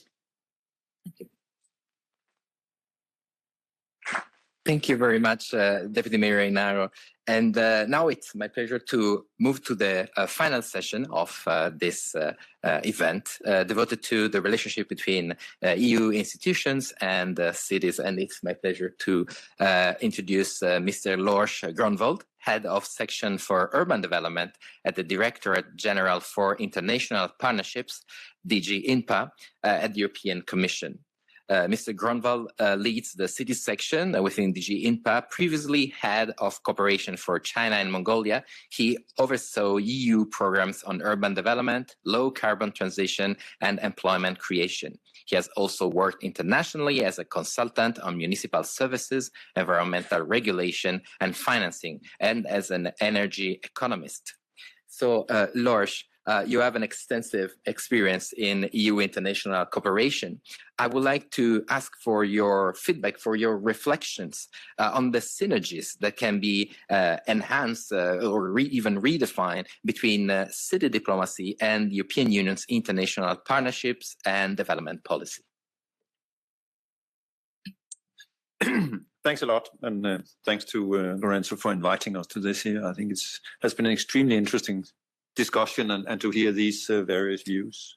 I have to say from the outset that, as was mentioned, I come from international partnerships, so would not pretend to represent the EU in several comments on the AIMF, on the institutional innovation, which are interesting to hear, etc. But this is in other fora, we should discuss that.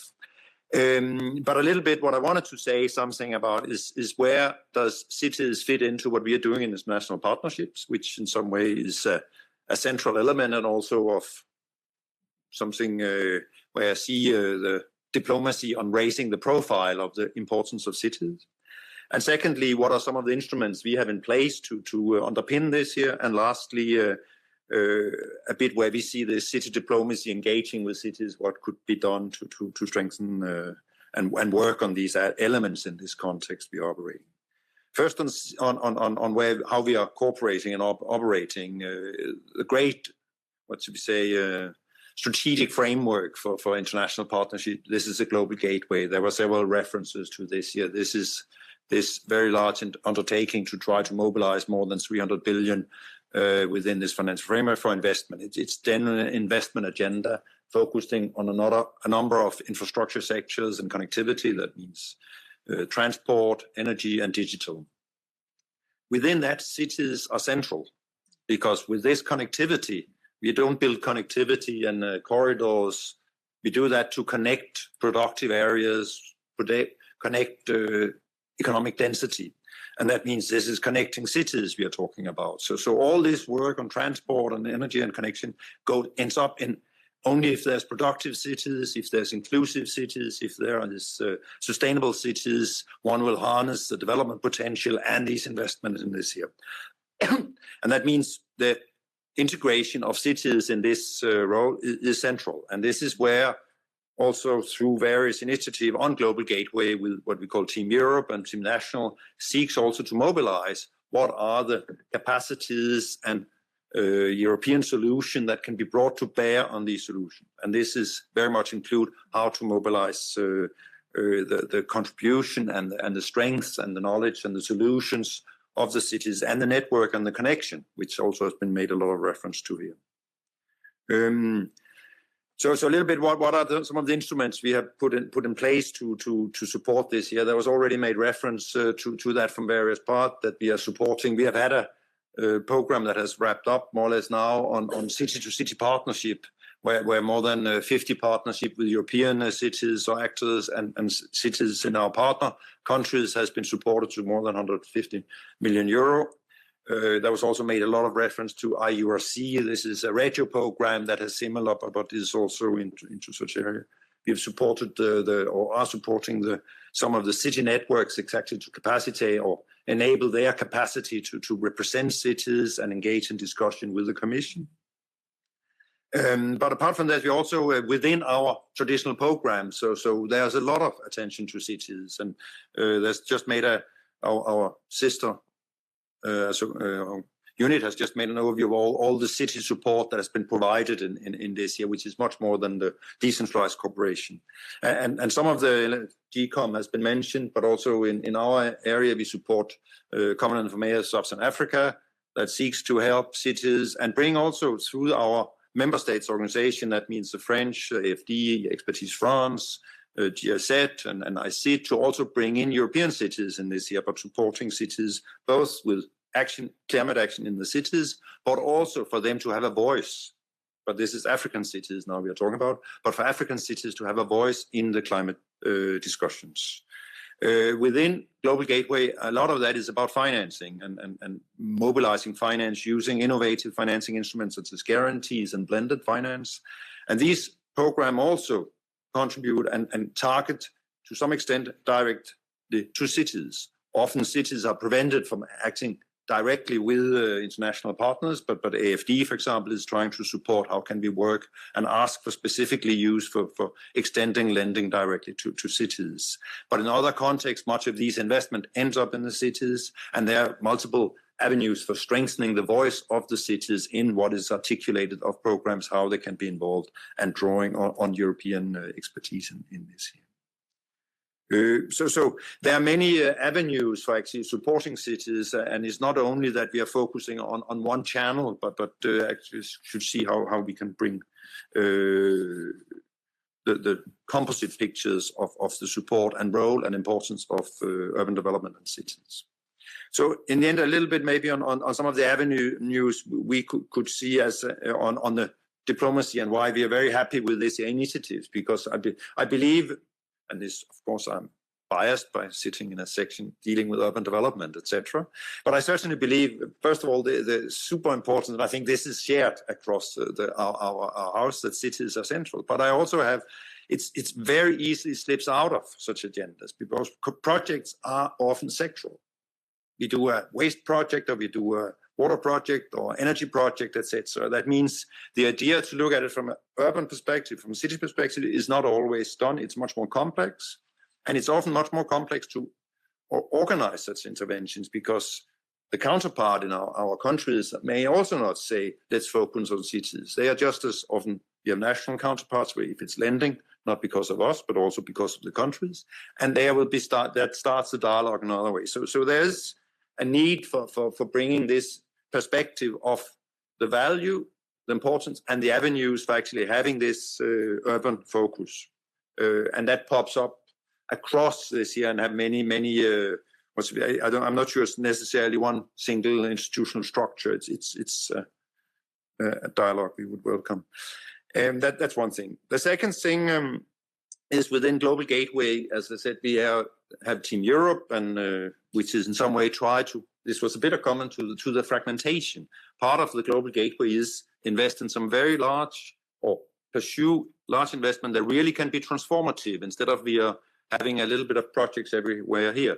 But some of these projects, as I said, they also happen in cities, and part of the, what should we say, at least at these project level, implementation level, which is central, is to get the cities also involved in actually strengthening this through a European response, and getting that to underpin such project. That might be a big investment with lending, but there's a lot of surrounding things. We call it sometimes the 360-degree approach, meaning that we also have to bring in the European contribution to and the European values in these projects with environmental sustainability, human rights, inclusiveness, attention to when we make transport project, how disability is taken into account, etc.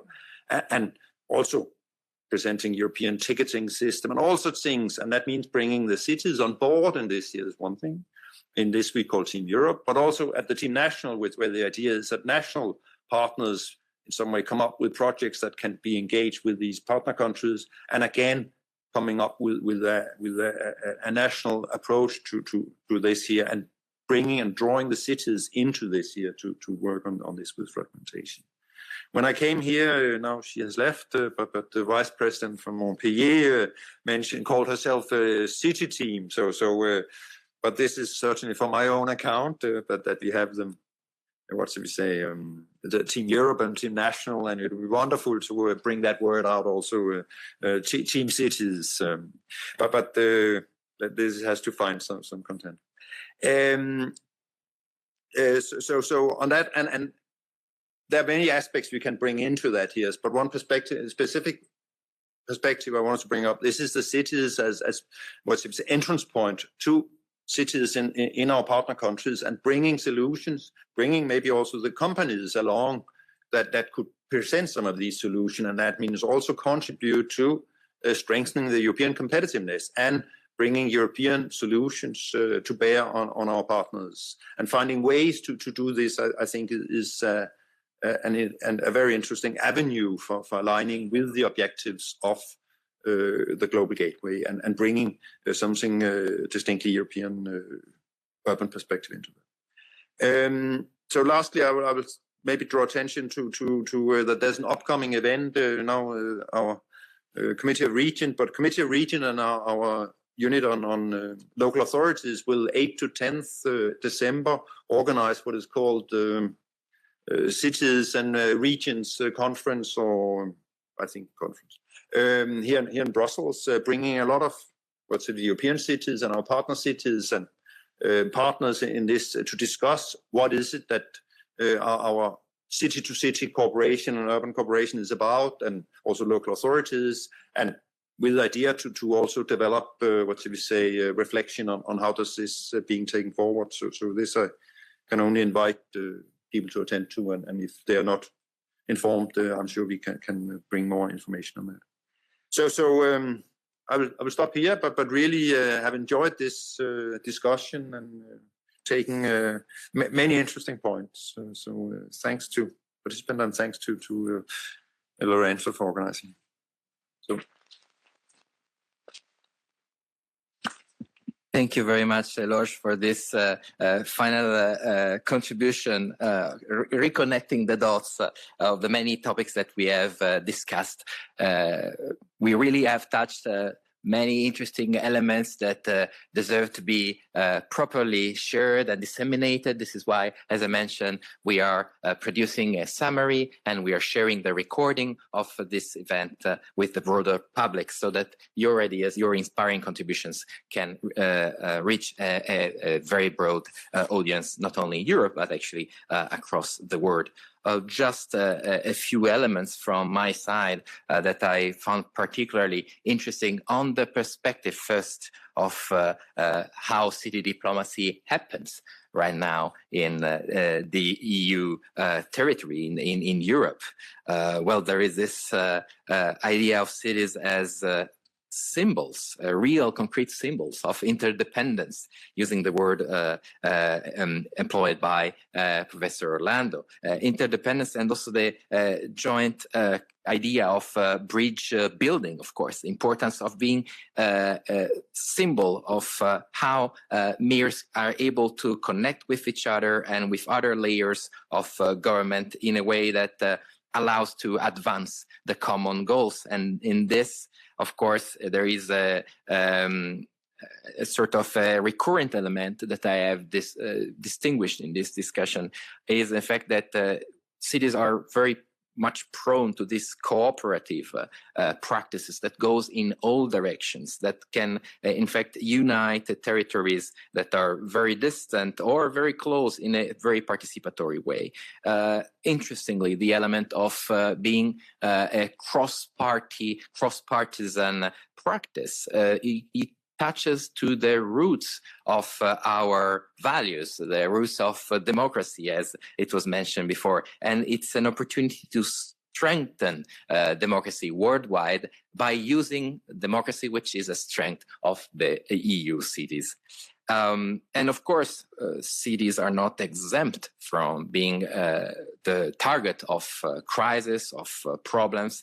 And so there is this strong need for resilience, and this resilience can happen with further cooperation and coordination with other levels of government. To that, I connect with the idea of this dialogue between EU institutions and city diplomacy. Throughout the event, the specific added value of cities has been discussed, and using the words of Mayor Ginelli, not just to implement, but also to co-create. And as Mayor Ginelli said, strengthening city diplomacy, you strengthen EU diplomacy. There have been very exciting concrete proposals that will be shared once again with the broader audience, and we'll do our best to accompany in terms of scientific framing and support. I've seen that among the challenges for this connection, there is this capacity component and the financial component, but at the same time, there is a strong recognition coming, just mentioned from DG INPA, and this idea of full recognition of cities as connectors, bringing, of course, the needed funds, but also the connecting power of EU institutions to create these multiple avenues to support the role of cities. Of course, all these elements and much more that has been discussed today will inform the next milestones of the city diplomacy event cycle, which will be, as mentioned before, the Urban 7 Summit, currently being designed in partnership with the Global Parliament of Mayors, ICLEI, and France Urbaine, who's the local hosting network. It will happen in the spring during the G7 French presidency, and there will be very interesting connection with the previous presidencies, including the Italian presidency of the G7 and the excellent work done by Urban 7 in this framework. To keep yourself informed, I kindly invite all of you to follow the City Diplomacy Lab on social media and to subscribe to our newsletter for being informed of these upcoming events. Heartfelt thanks to our host, member of the European Parliament, Leoluca Orlando, and to all our speakers, Mark Kuls, Alessandro Ginelli, Anna Lisaboni, Mervia Inaro, Claire Hart, Carmine Pacente, Lars Gronwald, Pietro Reviglio, Sebastian Skutka, Paul Costello, and Ika Trichburg, and of course, all the kind contributions coming from the audience. On behalf of the City Diplomacy Lab, I would also like to thank once again our institutional partners, Eurocities, the Council of European Municipalities and Regions, PLATFORMA, the International Association of Francophone Mayors, and the Global Parliament of Mayors. Thank you all for joining us today in person and online. Together, we will reaffirm how cities are not merely implementing partners of international policy, they are a strategic actor shaping the future of global cooperation. Thank you very much.